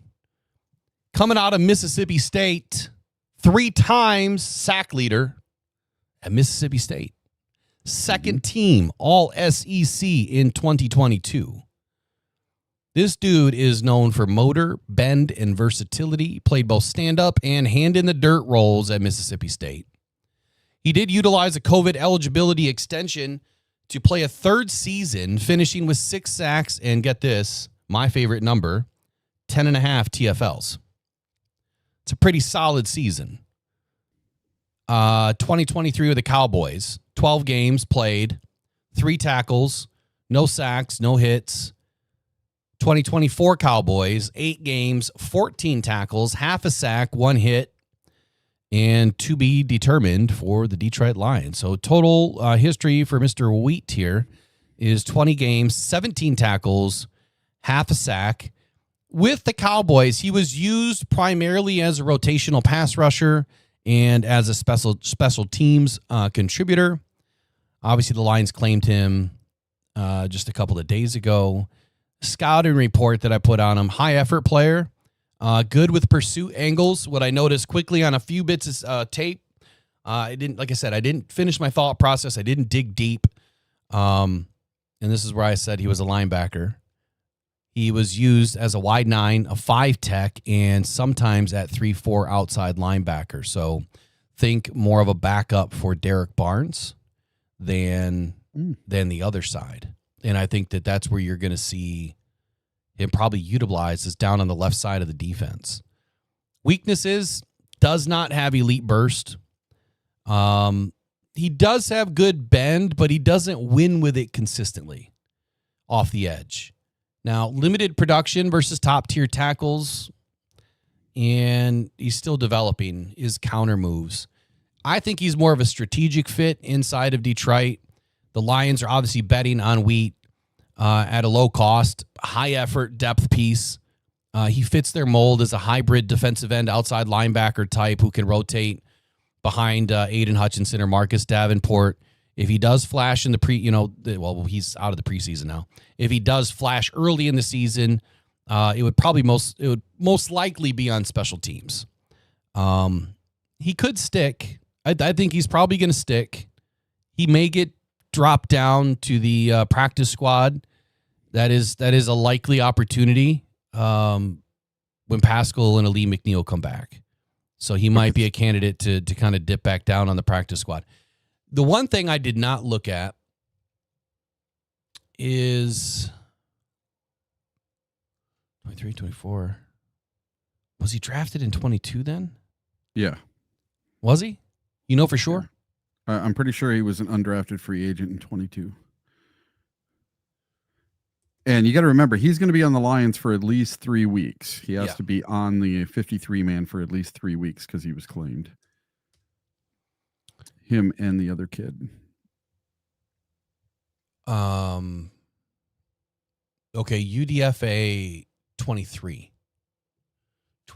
So he doesn't have enough veteran accrued seasons to stick on the practice squad as, a player that would, not have to sign elsewhere. However, you could protect him once you put him down. There's 4 protections the Lions will get this year, and you could protect him. So that's the quick and the dirty on Mr. Wheatthins here. Did you find anything on Tyler Lacey at all? No, but the Detroit Lions did add another edge rusher. They filled out their practice squad with ex-Army center and ex-Vikings and Raiders pass rusher Andre Carter II on Thursday and have reached their maximum allotment at 6'6", Did you 250. say center and edge? No, edge. I thought you said center. No. I didn't see center. So Andre Carter II, he's 6'6", 256 pounds.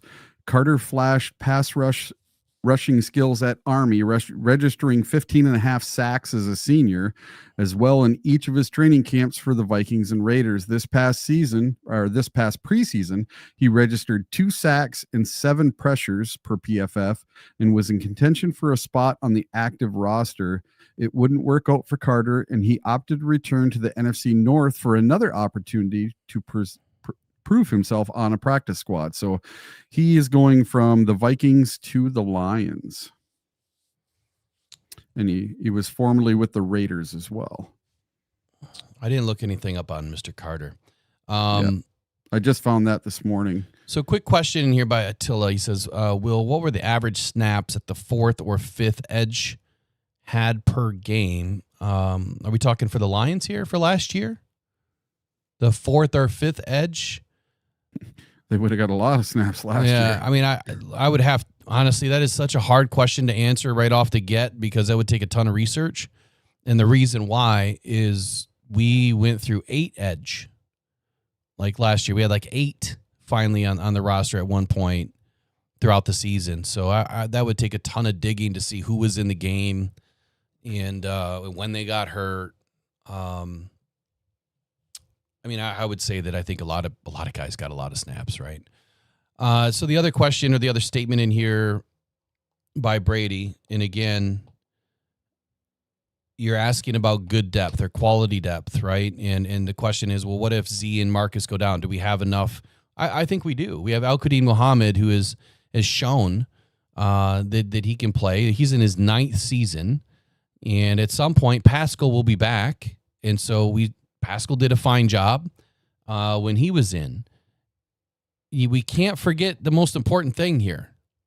We don't need the edge to be the highlight. It's your linebackers. It's the other players behind them, right? We have enough linebackers right now that if the Lions really needed to go linebacker heavy and put 4 linebackers in and go to 3 down linemen, they could do that. And they could do that because Tyleik Williams is 330 pounds. DJ Reader is 330 pounds. Roy Lopez, I think he's 320 pounds. So you just put in your big tackles, right? Get heavy in the middle, and then you bring in 4 linebackers and you start to run a little bit of a 3-4. Depending upon where you are on the field. But to answer the question, do yourself a favor and look at it. Don't listen to me. Go look at all of the other NFL rosters and go primarily the contenders, right? Go look at the top 6 or 7 contenders this year. Go look at their depth and see who has the best depth. I promise you it will be the Lions. And I know it's definitive because I've looked. You can't just have a Madden team. It's not possible. right? Adding Z to this roster, you're starting to play Madden now. Why would you park a $10 million guy behind Davenport and Aiden? Like, unless you're going to go 50% snaps for each, that's a huge waste of money. And not only is it a huge waste of money, but you don't really need it because you're expecting Davenport and Aiden to get no less than 85% of the snaps. Davenport's going to be in probably on downs 1 and 2 primarily. And then El-Qudim Muhammad will be in on the third down is what my expectation is, depending upon where they are on the football field. If they are in closer to the red zone, it'll be Davenport on all 3 downs. So it's scheme dependent, it's field dependent, and you're expected that Davenport is not going to be in on third down because he's not a speed end. So if you're trying to get speed, we have a speed package now. We have guys in here that are just going to be utilized to have speed. Grant Stewart, he's your wild card this year, right? He's your joker. Grant Stewart is going to be the guy that is going to flash, and he's going to do some things for this defense. All right, a few more minutes here. I'm going to run into Tyler Lacey. So Tyler Lacey's coming in at 6'4", 279. Now he is listed as an edge. I'm sorry, as a tackle. He's really a tackle edge. 6'4", 279. That is not defensive tackle size, right? We have a couple of guys that are kind of in that size range. So he's a hybrid. So we didn't just bring in, two guys that can't help us. Tyler Lacey can play inside out and mostly out. He's probably going to be out on the right side of the tackle shoulder. He came from Oklahoma State, played for the Jacksonville Jaguars 2023 to present day before the Lions traded for him. He was drafted in the 4th round, 130th overall. So what the Lions gave up this year by dropping out Broderick Martin and Hendon Hooker, right? So Broderick Martin leaves. Now we've replaced that 4th round draft pick with Mr. Lacey here. 44 career games, so he has a lot of experience. 113 tackles. Get this, guys. 30 TFLs. 30. 11.5 sacks. I'm just saying, he's not a nobody. This guy can play at a high level. 3 times all Big Ten 12 honorable mention. And that was college, by the way. Known for his gap discipline, power, and football IQ. Played both inside and outside on the defensive line. Participated in the 23 Senior Bowl that really boosted his draft stock. Now, he was obviously misutilized with the Jaguars. I mean, they're just a defunct football team. In 2023, he got in 15 games, no starts, 12 tackles, no sacks, 3 quarterback hits. In 2024, 13 games, no starts. 8 starts, 25 tackles, no sacks, 1 quarterback hit. He was used primarily as a rotational defensive tackle and a run stopper. No sacks, but he did flash a ton of interior disruption. He played both 3-tech and 5-tech, depending on the matchup.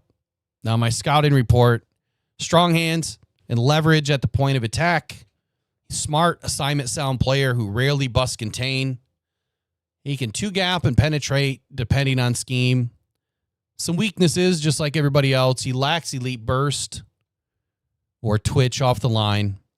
Limited in pass rush arsenal, so his bag is not developed yet. He's more of a pocket pusher than he is a finesse player or finisher. He needs to improve his hand speed, and I could say that just about anybody. And his disengagement against double teams, I mean, you tell me who's really great at it. Nobody.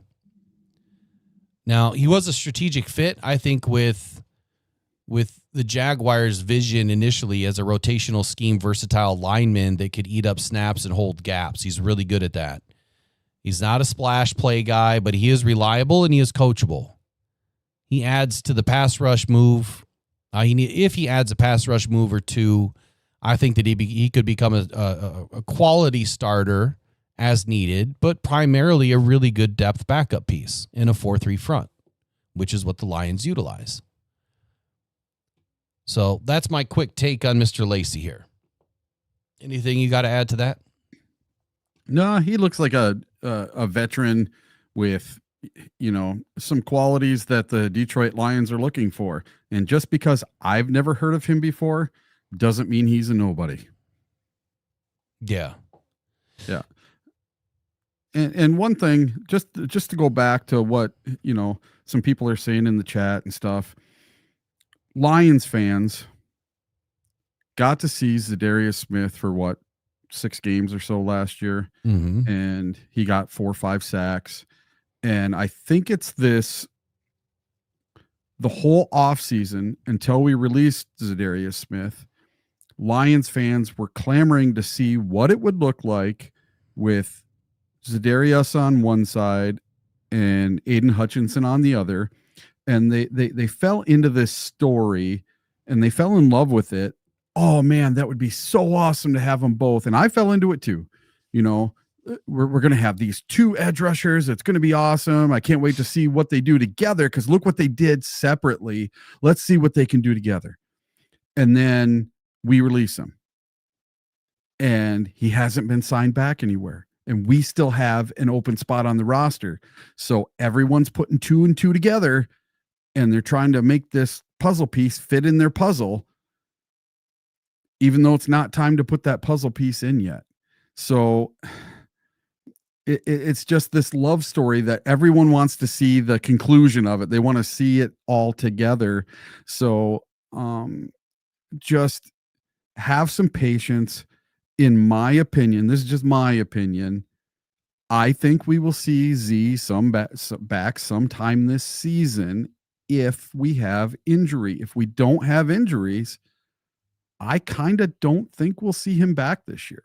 It just might not happen. We might not get to see the end of the love story that is Zadarius Smith and Aiden Hutchinson together on the field at the same time. And I know that's disappointing to a lot of fans, because he fit right in. And, I remember when they introduced him at Ford Field, splashing the water and everybody went nuts.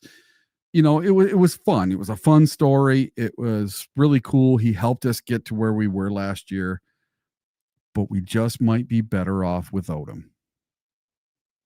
Ooh, you're going to end up in the damn doghouse.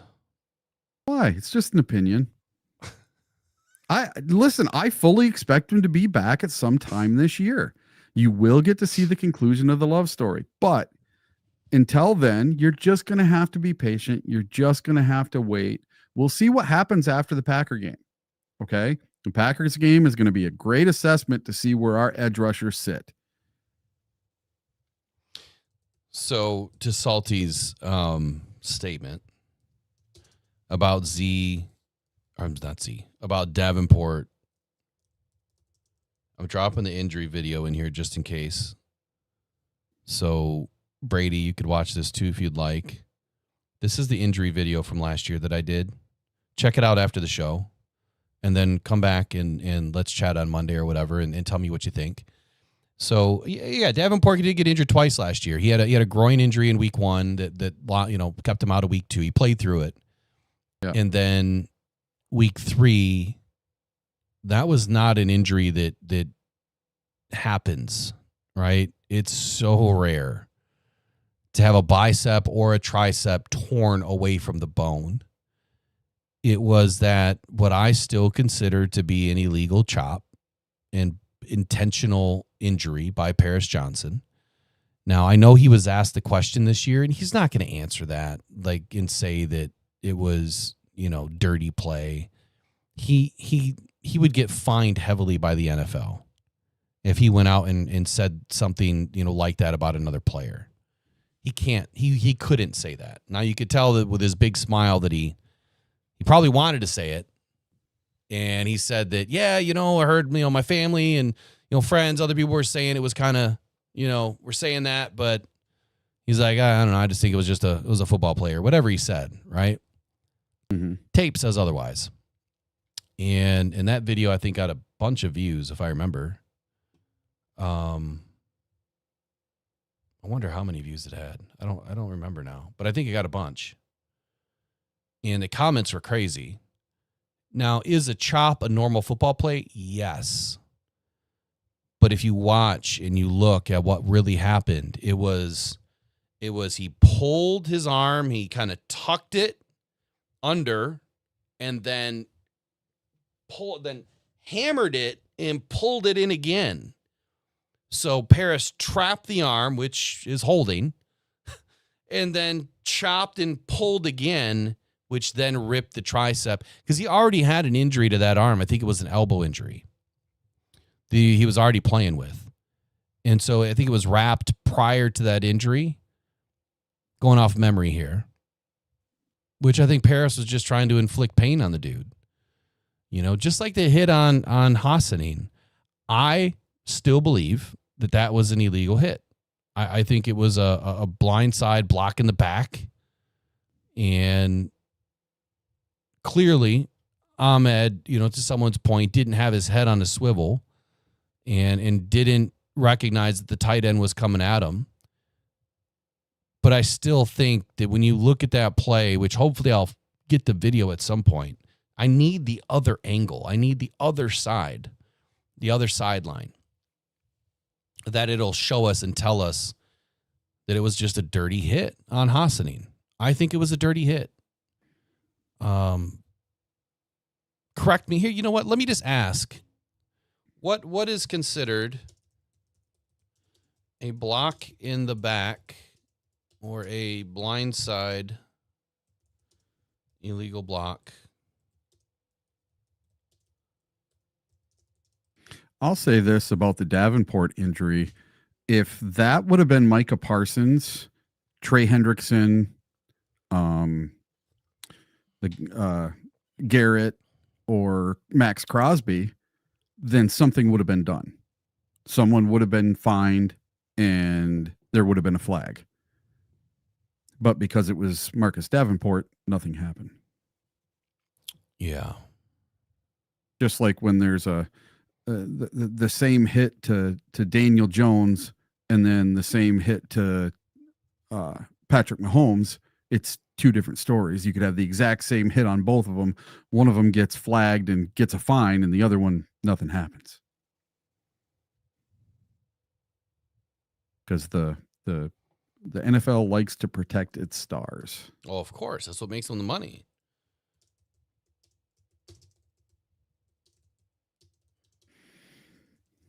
All right, the last thing I want to talk about here is Aiden Hutchinson.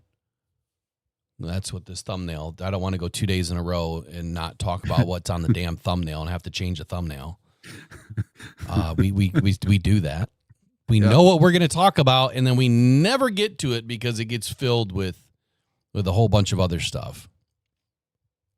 Today was fun. Got to talk about Parsons and the Packers, and that's our week 1 opponent. So I like today. Today was fun.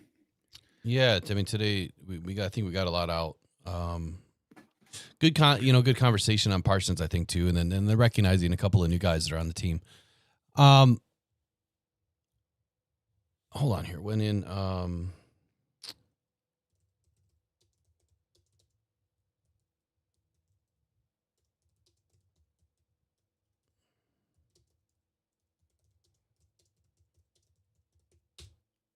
Give me 1 second. I'm trying to find something. Outside of back with defenders already engaged. Cancel your trigger bounty.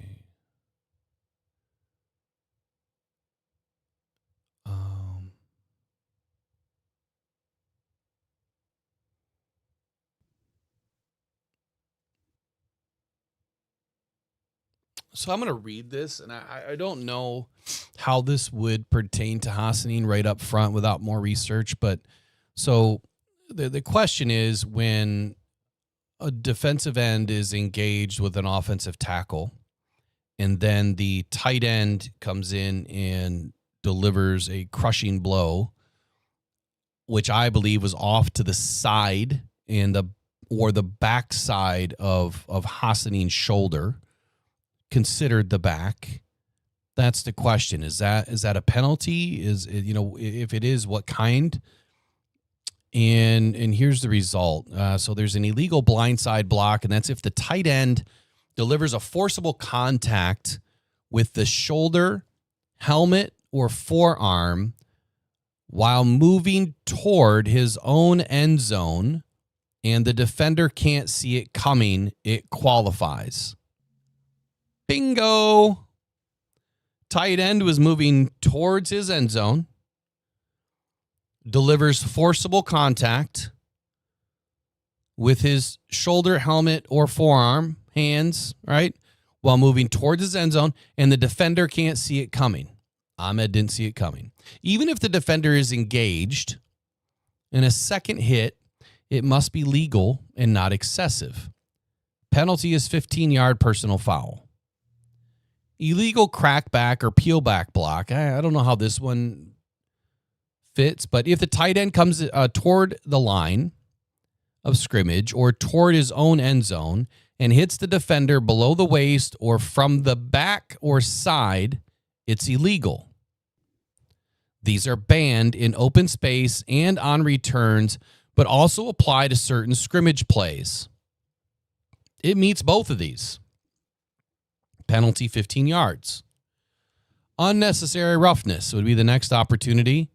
And if the hit is late, high, or excessively forceful, especially when the defender is already engaged, it can be flagged as unnecessary roughness.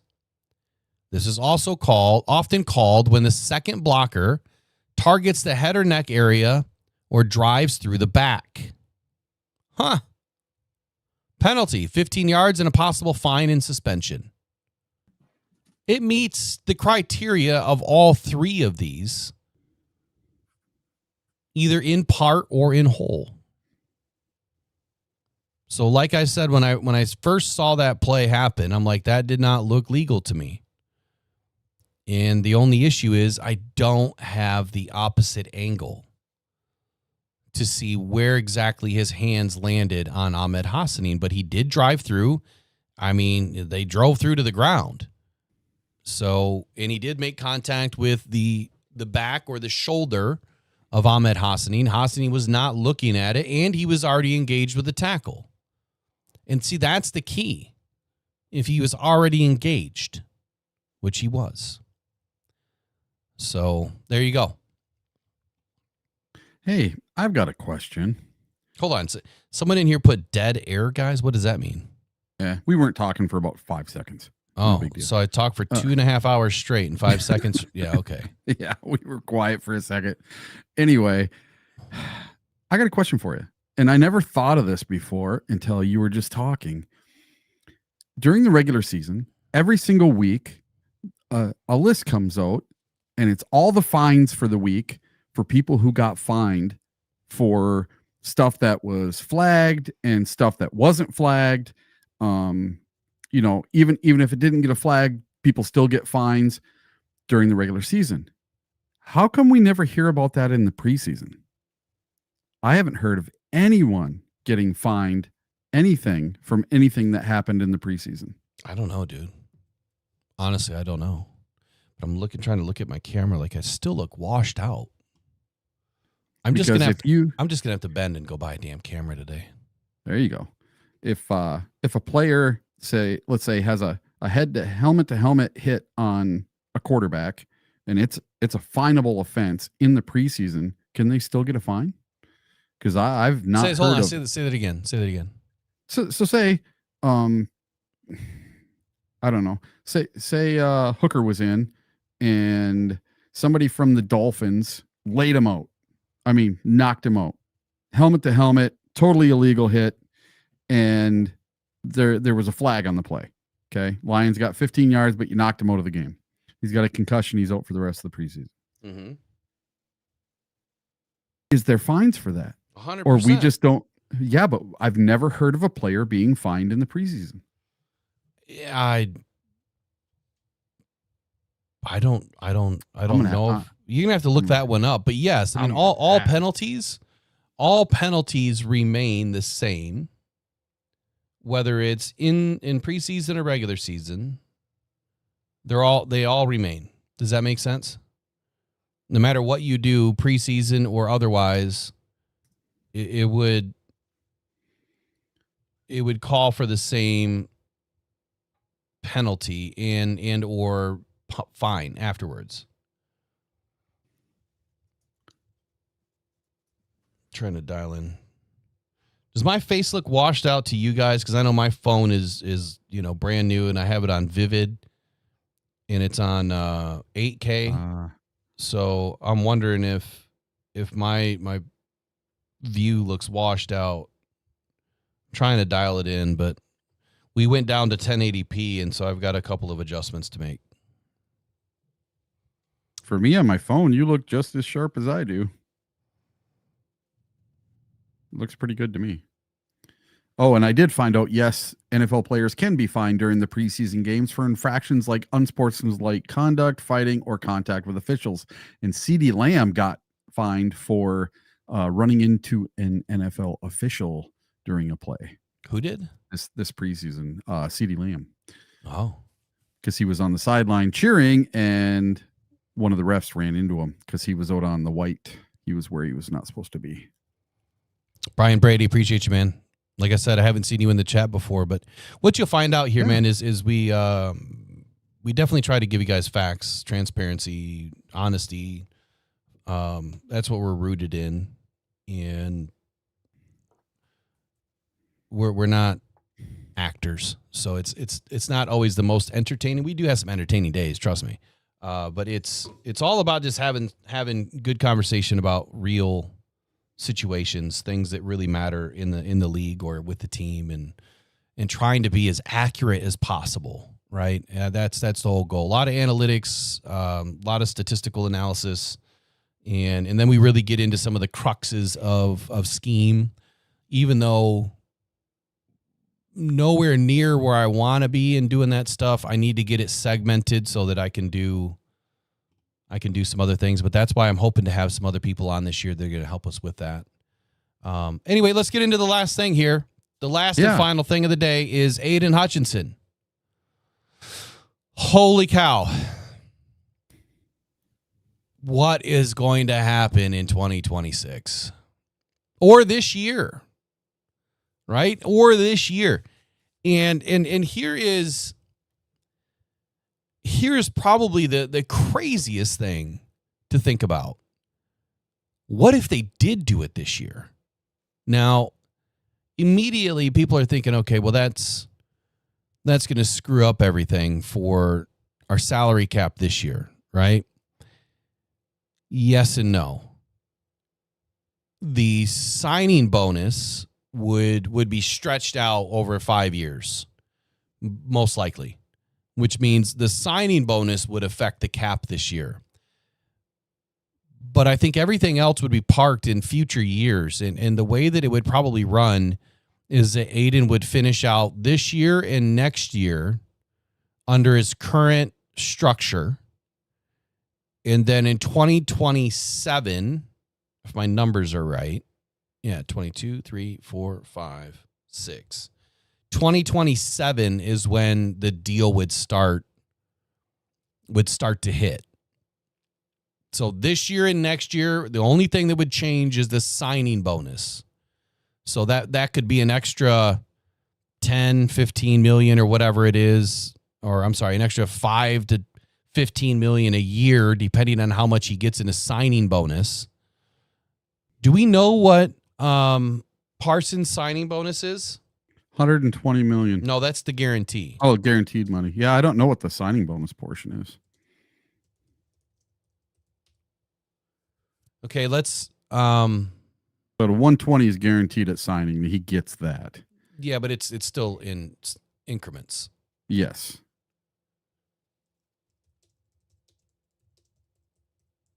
So what I want to look at is Myles Garrett and TJ Watt.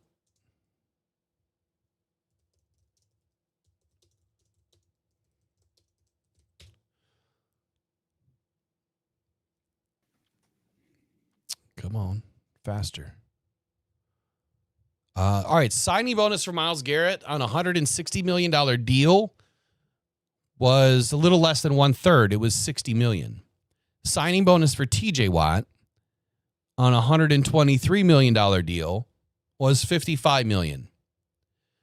So let's just use the numbers, $60 million. So you're looking at $12 million a year that would hit your cap immediately this year and $12 million next year. I'm going to play the game. I just got to remember which one on SpoTrack or over the cap allows me to adjust everything. Yeah, and I think because he hasn't actually signed the contract yet, it's not showing any more details. It just shows guaranteed at signing 120. And then total guarantees are 136. Those details usually take a little bit. Yeah. But I was just curious. He'll obviously be in Green Bay today if he didn't jump on a plane yesterday. He'll be there today going through his physical, and I guarantee you, like I said earlier, he's going to be healthy. Same thing kind of happened with, I'm not calling Anzalone a liar. I'm just saying, miraculous. I'm saying nothing. I'm not going to say anything. Never mind. Yeah. What are those, the evangelists, be healed. And all of a sudden the guy's healed, you can walk. And he gets up out of the wheelchair and walks around. Yeah. It's one of those deals that all of a sudden, it's working. All right. So if he was to get a new value, you've got $160 million for Myles Garrett. You've got $88 million for Parsons. Oh, let's just go off the deep end. So it's going to be 200. Yep, $200 million. And I'm not going to go in and say I'm going to add all of the rest of the money in of what's currently on the deal. This is going to be new money only. 200 in new money. We're going to go signing bonus of $70 million. Whoops. Not $70 billion. And the whole thing will be fully guaranteed. No way. No way. 200 million, 70 million on a base salary. I would ask you to help me do this, but I need to know what I need to do is I need to mirror Myles Garrett a little bit. Yeah. I'm not perfect at this yet because this is hard to do live because this honestly takes a lot of bandwidth of the brain to kind of walk through it all, but I'm going to try to mirror Myles Garrett a little bit here. And I want to throw this up on the screen if you don't mind here. Mm-hmm. And let's just play the game. What happens? What happens when? Or if. So, Eric, my first, I guess while I'm doing this, here's the question for the chat. Yeah. Do you guys think that Aiden is a Lion after his contract? His initial contract? Because right now, Brad Holmes could leak him out, bleed him out slowly on a couple of franchise tags. Mm-hmm. Right? He could do that. I don't think it would make him happy, but I don't foresee Aiden being a guy that, would want to sit out. But then again, he's not in control. The agent is. But. The big but. Yes. Aiden is a team player, and if he knows this is for the betterment of the team and will actually make him more money in the long run, then he'll be down for it. Maybe. So let's say that it's a good theory. Let's say that Brad does his 5th year, which he already did, and then he tags him once and says, listen, I can give you a contract right now for after that 5th year, and you're going to make $200 million. Or let me franchise tag you one. We'll get some more money in that bank. We'll let that cap come up, and I'll give you $220 million instead. Oh my God. Please don't. That's crazy money. I'm telling you, that's something that could be planned way ahead of time. All right, so Myles Garrett's base salary was 1.255 this year. It's 1.3 next year. It's 1.3 the year after that, and it's 1.3 the year after that, and then it jumps all the way up to 38 million in 2029. In 2020, in 2030. 1, 2, 3, 4, 5, 6. He got a 4-year deal, right? So did he have 2 years left on his deal? He must have. Okay, so base salary, I'm just gonna go 2.5. We'll go 2.5 million. I'll go 2 million. We'll just keep round numbers. Well, $2 million. The current cap hit is 11.365 this year. The new cap hit would be, here we go, Aiden Hutchinson. Or are you putting in if Aiden got 200 million? Yeah, but why isn't it showing me all the way to the left? And I can't, hold on. It doesn't let me zoom left or right. I can only zoom in or out. Well, that's dumb. Okay, so his current cap hit's right around 13.65. If they were to sign Aiden to an extension right now at the fictitious numbers that I threw in at $200 million with a signing bonus of $70 million and a base salary of $2 million based on Myles Garrett's base salary of $1.2 million right now, that means his cap will only balloon up about $4 million this year. Contract remaining, he has 2 years. His free agent year is 2027. But where's the rest of it? Hold on. I want to see all the other years. This is why it's hard to do. Trace says, great job continuing the streak of 100 likes smashed during the live stream. Thank you, everyone. That's awesome. Congratulations, everybody, on helping us there. Appreciate you guys. Appreciate you. Because we usually, so the goal is, and I'm going to quit saying this every day, but the goal is 75 before 8:30. And then 75% before 9 if we don't hit 8:30. If we don't hit the likes before 9, we're going to leave ads on this season. So anything after 9 a.m., it won't count.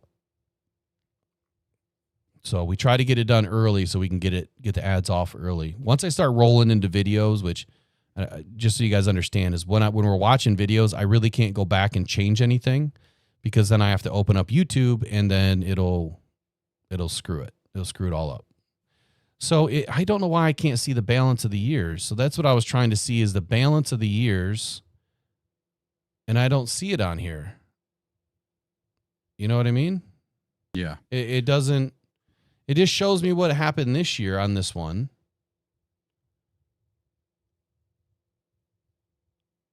And then now it just reverted back. So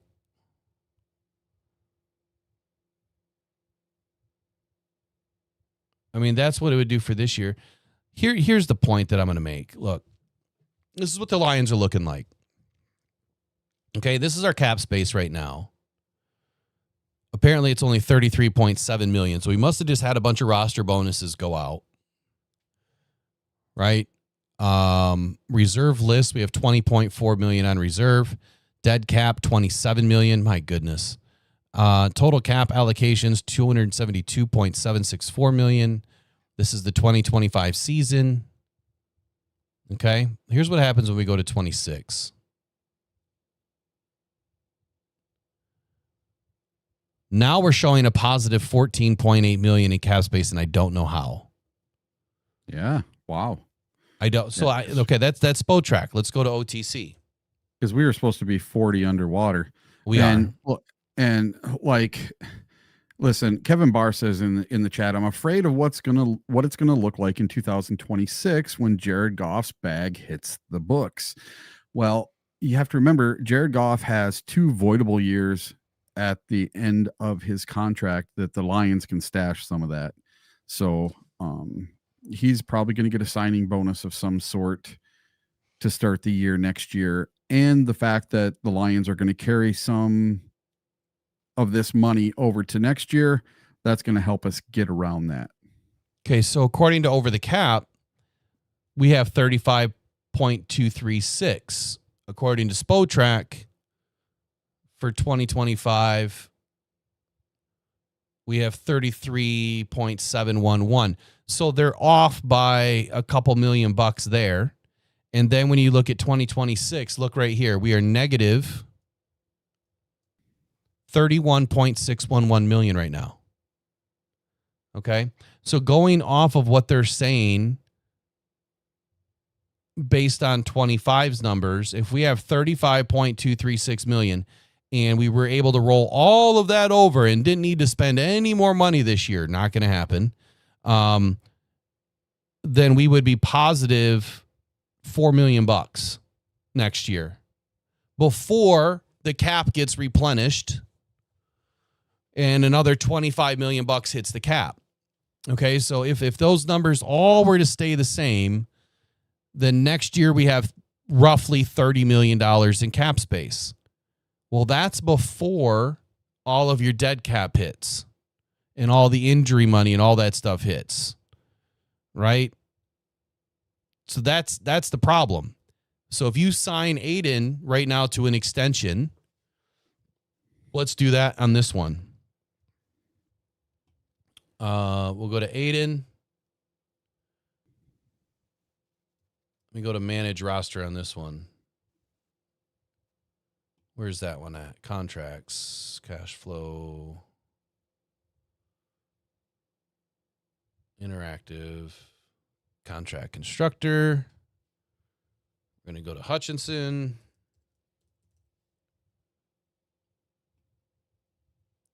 This one's a little bit different. So signing bonus, we're going to go 70 million. Void years, I think you can only go a max of 2, right? Yeah. Or a max of 5. No. Oh. I think it's 5 years max no matter what. So if it's a 5-year contract, well, then I don't think you can have any void years on top of it. But we'll just throw 5 void years in there. What the hell? Base salary, we'll leave that alone. Roster bonus, I'll leave that alone. Workout bonus, I don't care about that.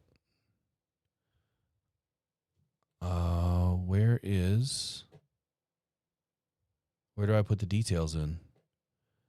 Guarantees for 2025, full vested, 2026, full vested. Option bonuses. Man, they changed all of this. Why can't I just put in the number?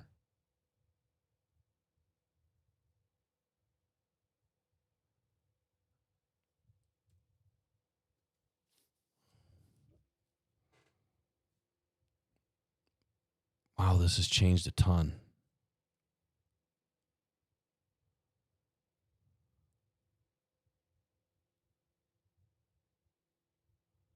Okay, I don't think I can do this one live because this is all different. I don't see where I can just add the number. It's only giving me an option, like I can't change anything in 27 or 28. I can put a signing bonus in, but I can't put anything else in? What is going on?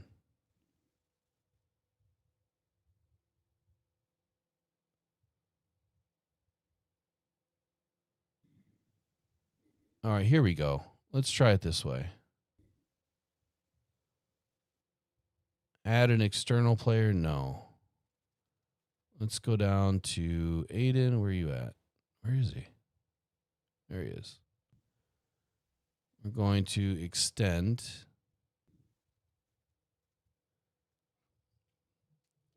Signing bonus, 70 million. Void years, I don't know. We'll put 2 in for now. Oh, here we go. Add a year. Add a year. Add a year. 1, 2, 3, 4, 5. 1, 2, 3, 4, 5. It probably won't be 5, so let's go 4.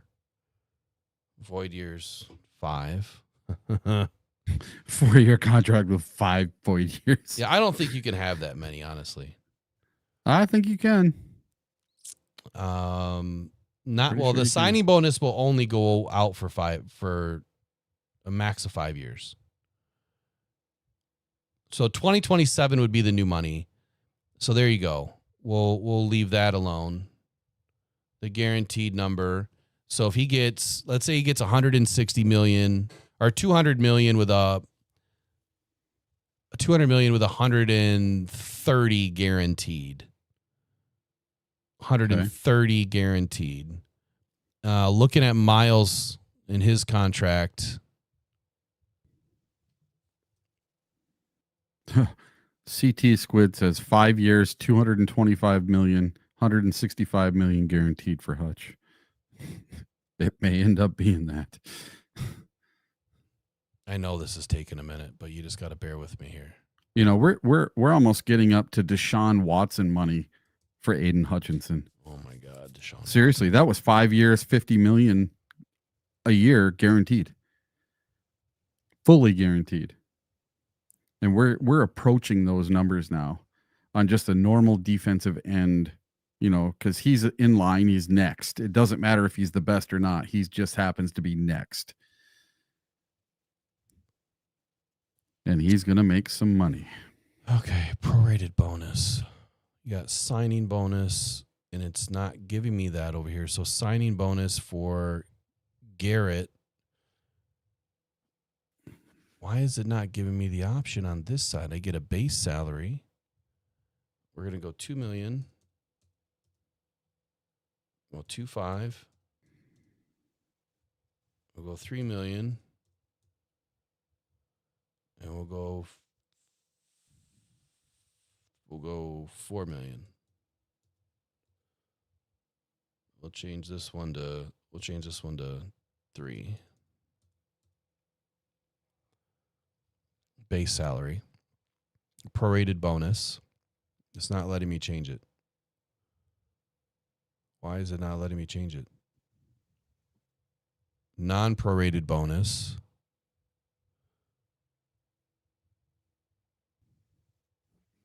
Guaranteed salary.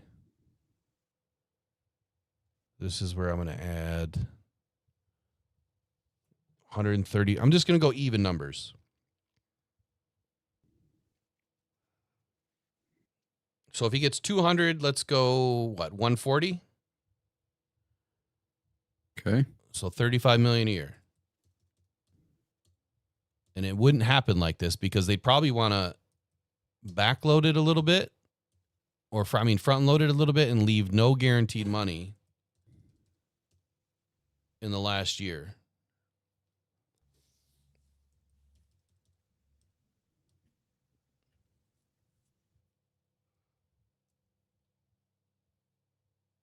So all of his guaranteed money's in there.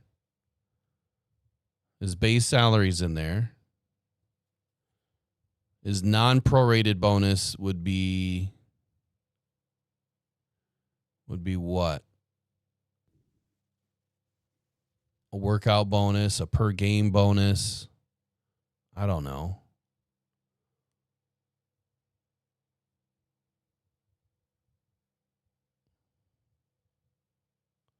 Where is his signing bonus? Why is it not dropping in there? 70 million. There it is. That was a 0 off. So if you take 70 million as a signing, you take $200 million contract with $140 million guaranteed with a $70 million signing bonus.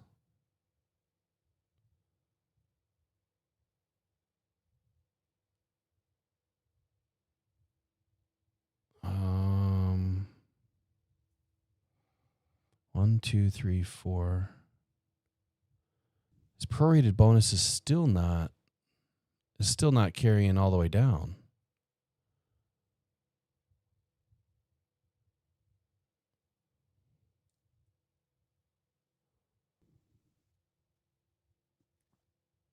$14, $14, $28, and $28 is $56.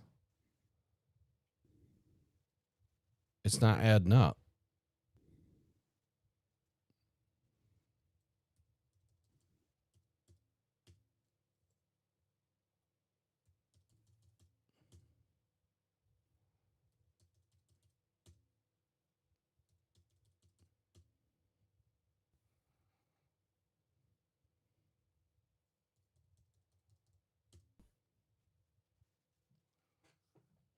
Okay, there we go. So Aiden Hutchinson, what happens to our cap?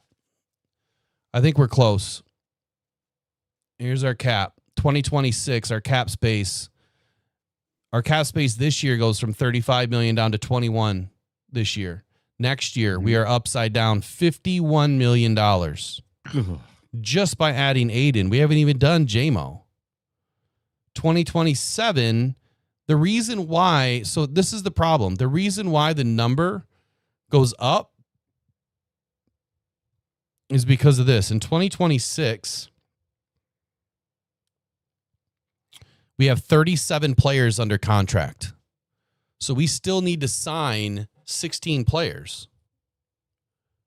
Well, 14 players. Your top 51 matter, but you still need to sign 16 players.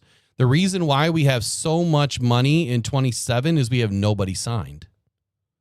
Watch. Let me scroll down. 26 players. So we have 27 players we have to sign in 2027. So by the time you add in 27 players' contracts, which I guarantee you, well, who's not under contract in 27? So Jared's under contract, Aiden is, Taylor is, Amon-Ra is, DJ Reader is not, shouldn't be. Panay Sewell would be, David Montgomery. I didn't think David was under contract through 27, but apparently he is. He is. He had that 2-year extension last year. Terry and Arnold is. Kirby is. So the guys that you're not going to see in here, Jameson Williams, Branch, Gibbs, Sam Laporta, Campbell. They're not all in here. So add another 100 million or more just for those 5 guys. So now we're at least 40 million upside down in 27, and we still have another 20 players to sign. So even if you're at $1 million for each one of those, right? Now you're 60 plus million upside down in 2027. Look at 28. $227 million upside down. You see that? Yeah. See how big that number is right there? How many players do we have signed? 18. 18. We're 227 million upside down with 18 players under contract. Now, obviously, this is just a guess, right? It's not. Yeah. But, I mean, is my guess going to be off by 10 or 15%? Probably. And is 10 or 15% going to make a difference, Eric? It may not. No, it will not. And the reason why is your salary cap's going to go up every year by 30 million or so. The I don't see the salary cap going down like it did during COVID again, unless there's some big catastrophe. But the NFL is just a money making machine. They print their own money. They're probably one of the most profitable entities in the world. These guys are all billionaires that own these teams, right? I don't think there's a team that is under $1 billion in value. You know, when the NFL itself is making almost $30 billion a year, that means each team is making almost $1 billion a year. It's crazy. So a couple of things I want to highlight in the chat, and then we're going to get out of here. Cruisin' says, no such thing as hometown discounts. Agents. Exactly. There is no more hometown discounts unless these guys drop their agents. Not going to happen, most likely.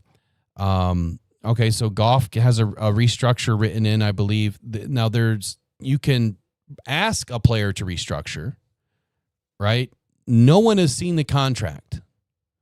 So no one knows if there is a restructure like option for the team, meaning the team has the option to restructure it. What happens with the restructure is it has to be a mutual agreement between the agent, player, and team. So you can't just go and restructure somebody, right? It has to be pre-written into their contract. And so when I thought someone mentioned, yeah, you can restructure Panay, Goff, and Amon-Ra St. Brown. The theory is you could. The theory. But they would also have to be willing. And then what also happens under a restructure is you pay a restructure penalty. So there could be a restructure penalty that says, if you opt to restructure my contract, I get an extra $2, $3, $4, $5 million for that season or each season, right? So there's a restructure penalty. And there's so much more with these contracts. I'm not even going to try to lie to you and say I understand it all because I don't. But in layman's numbers, they don't work. And yes, you'll add about 10% every year to the cap. That still would only cut those numbers that you're over the cap by 30 to 40%. You're still way over the cap.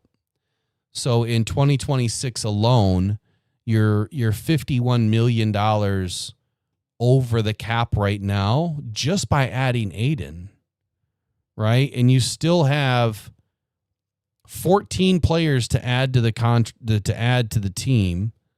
And even if you were to say, okay, those 14 players are $14 million, because when you look at the team, like the bottom, 15 players are usually league minimum. So even if you add 15 million to that 61 or 51, you're looking at $66 million upside down. If you add $30 million to the cap in 2026, you're still $31 million upside down. Right? The next year, when we have $61 million in cap space, but in 2027, that $61 million is reflective of the 27 players that we have to sign. Right? 27 players, which depending on what we're picking in the draft, let's say it's the bottom, then your rookies, your 5 or 6 players, that's going to cost you about $12 million. And then the other 22 players or 20 players is probably going to cost you another, $80, $90 million. Because you're going to have a couple of big contracts in there, and then you're going to have a bunch of bottom feeders. So you could easily say that those 27 players are going to cost you about $100 million. So in 27, you are no less than $40 million upside down. But here's the kicker. We haven't added Branch, Laporta, Campbell, Gibbs. We haven't added any of those players to this restructure yet. So this has been my number one argument for everybody that wants to add Trey Hendrickson, Zadarius Smith. Well, Zadarius Smith is possible because it's a lot lower number. But the Myles Garrett's, you know what I mean? The Parsons. This is why. This is why I've said no, not going to happen for going on my 3rd season now. This is why. The immediate reaction to bringing Aiden Hutchinson in and Jahmyr Gibbs and that 2023 draft class, as soon as those players started to play well and everyone kept saying, yeah, but we need to bring in this edge rusher. No. This is why. You add a $40 million edge rusher to this pool and Aiden, how would that happen? You can forget all 5 of those guys then. See ya. I'm sorry. I'd rather have 5 players than 1. I would much rather have 5 position covered with an elite football player than 1. That just makes no sense on this green earth, man. Makes 0 sense. So that's why. It's not because I personally dislike somebody or I personally think, that player's terrible. No, it's I personally see the numbers not working. This is what Brad is also seeing is not working, is that he would have to break up this entire team to do that. And that doesn't make any sense for 1 year, period. So that's it. That's it. That's the reason why.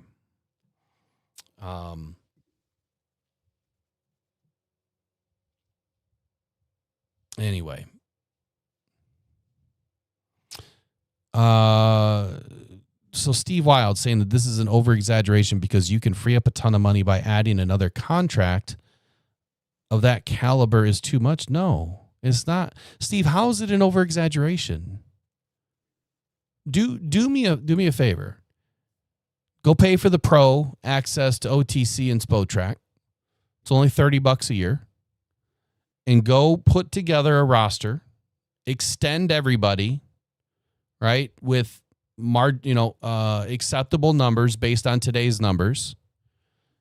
Extend everybody, mirror the contracts for all of them, because now I'm going to do it this weekend.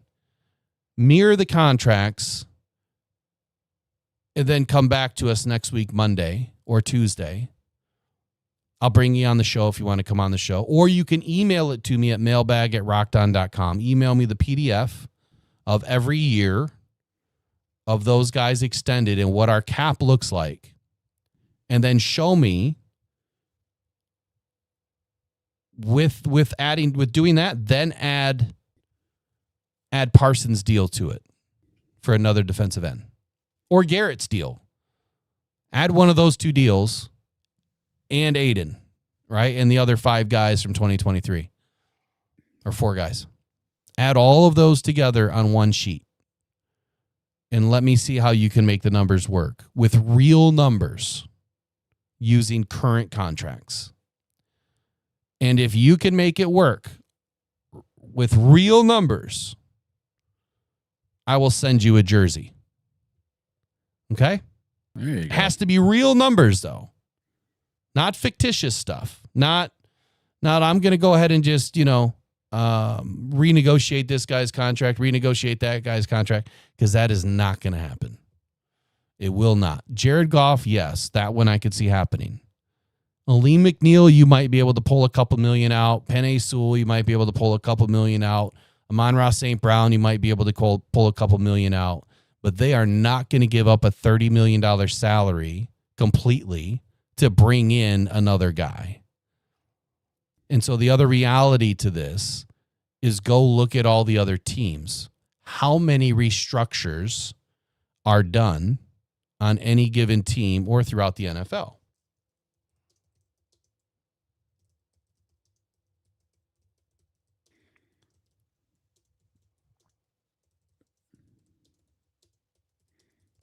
We're 3 hours in today.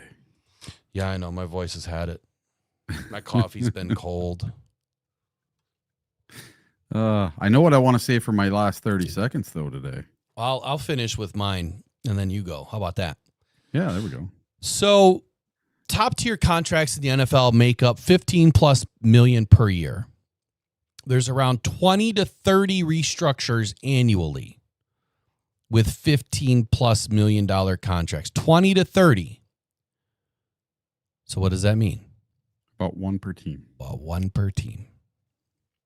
So you're not going to be able to restructure Goff, Aleem, and Penei, and Amon-Ra in the same year. It will not happen. You could possibly do 1 a year, but we have 4 guys that need to get restructured all at once. Or extended all at once. Actually, 6 guys.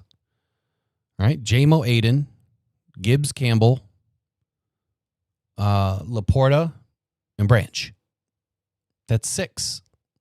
And they outweigh the other 4 or 5 large contracts on this roster. Jared Goff, Taylor Decker, which Taylor will be gone soon. So there'll be some cap there. DJ Reader, Amon-Ra St. Brown, Penei Sewell. Those are the largest contracts on this roster right now as of 2027. Currently, it's Jared Goff, Taylor Decker, Amon-Ra St. Brown, DJ Reader, Penei Sewell, DJ Reed. So you only have 4, 5, 6 contracts to work with. And you're talking 6 guys that need to come in. So that's my final 30. It will not happen. It cannot happen. You will never be able to bring in an outside edge at $40+ million a year or $30+ million a year and be able to play roster gymnastics enough to make it all work. If there is a person that could do it, I think that Brad could do it, but he's not going to be able to do it. There's just, it's almost impossible. And it's because of the way that the contracts are laid out and the terms of the contracts and the way that they're laid out. If you can show me Amon-Ra St. Brown's contract where it says that he's accepting a restructure, then I would believe it. But I know no one has that contract outside of the Lions and Amon-Ra St. Brown and his agent. All right, go ahead, Eric. What's your final 15, man? All right, here we go. So, with the signing of Micah Parsons to the Green Bay Packers, if the Green Bay Packers implode this season and finish in fourth place, last place in the NFC North, will Matt LaFleur and Gutekunst be gone and Parsons ends up somebody else's problem at the end of the year with a new head coach, a new coaching staff, and a new GM? Repeat that one more time. So if the Green Bay Packers, after this big Parsons trade, it flops and they end up, no matter how good he is, they end up in fourth place this year. Due to injury, due to whatever, they end up in fourth place this year. They don't make the playoffs. They end up winning 6 or 7 games. They're in last place in the NFC North. Do Matt LaFleur and Gutekunst get fired, and then this whole money problem is somebody else's problem? Man, do you think they would get fired if they end up fourth place after this trade? I think this would happen. I don't know the extent of Gutekunst's relationship with the Packers ownership. I don't even know how long he's been there, to be honest with you. Long time. Has he been there a long time? Yeah, like 8 years. Really? I would say that LaFleur will probably get canned. And I would say that Jeff Hafley, if that defense is playing well, but the offense is not, I would say that LaFleur is probably going to get canned, in that they Gutekunst will probably get another year or 2 or 3 with a new head coach, because they'll ultimately blame LaFleur. All right, that's, I gave you the player that you needed and wanted. It didn't work. You know, sorry, you couldn't make it work. I had an opposite of final 15 or 30 today, honestly. Is there anything else you wanted to add to that? I like what Jay Cruzen says. Packers deserve their downfall. You know, they do, for making us miserable for all these years. Yeah, they do. They deserve every loss they can get.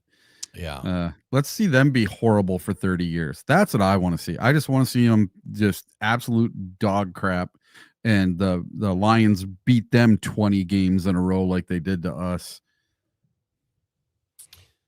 2 things I'll finish with. Recent examples of restructures in the NFL. Patrick Mahomes, 2021 and 2023 and 2024 all created some cap space, but it was never enough, right, to do something like this. There's no team right now that is facing what the Lions are facing anywhere. There's not one team that you have 6 legit all-pro players, future all-pro, current all-pro players that need contracts. It doesn't exist anywhere in the league. It is, you would be setting a precedent. Tyreek Hill's another one that you know, restructured, smoothed out, I think $50+ million in cap space. Lamar Jackson had some built-in flexibility that restructured $260 million of his deal, or he did a $260 million deal that had restructures built into it. But my real final of the day is this. Hendon Hooker and his downfall. He never really got up, right, into doing anything legit.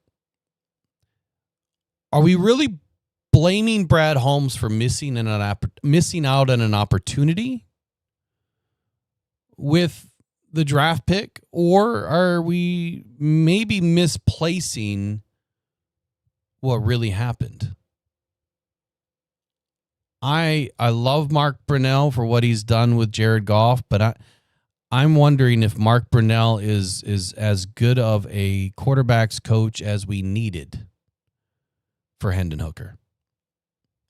That is where I would shift and maybe place a little blame here on the team as a whole, that maybe Mark Brunell is not as good of a quarterback whisperer, because Jared Goff had all of the intangibles and had the ability to play at a high level, and has played at a high level before coming to Detroit.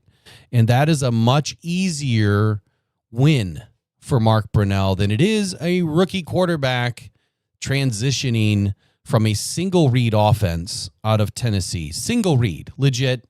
You're looking at one, you're throwing to one, right? Then coming into the league where you're going through 3-4 progressions. So that's my final of the day, is that I think that maybe Mark Brunell did not get Hendon Hooker ready enough as quickly. And then, of course, you got to place some of that blame on Hendon Hooker. But, we are going to find out. We're going to find out where his career goes next. And if maybe he turns into something with another team. If he continues to wash out, then there's your answer. Mark Brunell didn't have anything to do with it. But if he does, if Hendon Hooker turns the corner, then maybe we need a different quarterbacks coach at some time if we're going to develop young players. So that's where I'm at. And that's a wrap, because it's been a long day. And this is the last weekend without regular season football. So we'll be back here on Monday. Eric, I think you're not. You might be gone a little bit next week, did you say? Or is that the week after? No. The week after, I just don't know how I'm going to be able to pull it off, because I'm going to be on the road every day. So maybe I can call in or something, but I wouldn't worry about it. If you want to, feel free. Yeah. But I wouldn't worry about it. Yeah. You'll be back the day after the opening game. Weekend, though. Yeah. Yep. I'll be back for on that Saturday, the day before the game. I get back to Michigan. And I'm driving straight from Denver straight to Detroit. I'm not even going home. Man, it's a lot of driving, dude. Oh, dude. But I have to get a whole bunch of stuff for my business. So it's a business trip that has to be done. Originally, have you ever heard of DHL? Oh, yeah. I was going to fly out with the wife and buy everything and have it all shipped back, but it's double the cost for me. And my buddy from Minnesota him and his wife wanted to go with me anyway. So they're going to help me drive. And, 3/4 of it, I don't have to drive. Somebody else can drive. And I'll just sit back and sleep on my back seat or something. There you go. Yes, Brandy, I plan on being on Monday. Look, I don't really go anywhere or do anything. So unless Megan is home and she wants to do something, I plan on being on Monday. Why not? Yeah, it's a holiday, but yeah, I'll be here. Yeah. We're gonna do our season predictions on Monday. Yeah, that's the goal. Season predictions. So that'll be a pretty good show to kind of walk through the season. Do we want to do just the Lions, or do we want to do the entire NFC North? Yes. Okay. To both. Okay. Now, I'm not doing the biased review, but that's going to be next week as well. I've got to get the biased reviews out, or unbiased reviews, where I'll be reviewing each positional group for the NFC North only, and where they will finish, just like I did, last year, where each positional group will finish at the end of the season. So that's all next week. Unbiased reviews, and then season predictions on Monday.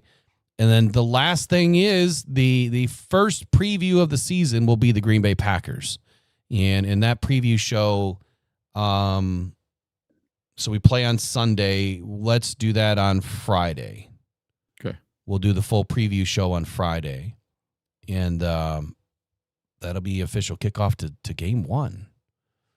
So, all right, you guys have a wonderful weekend. Again, make sure that you check out YOOPERLITES.com after the show if you're looking at doing some Rockhound in here for the rest of the fall. And then, of course, Pro Sports Zone, man. Get in there and get your gear before week 1. You guys take care. Go and probably go Detroit Lions. Until next time, man, be safe. And be kind to others, right? That's what it's all about. We'll see you guys. Bye-bye.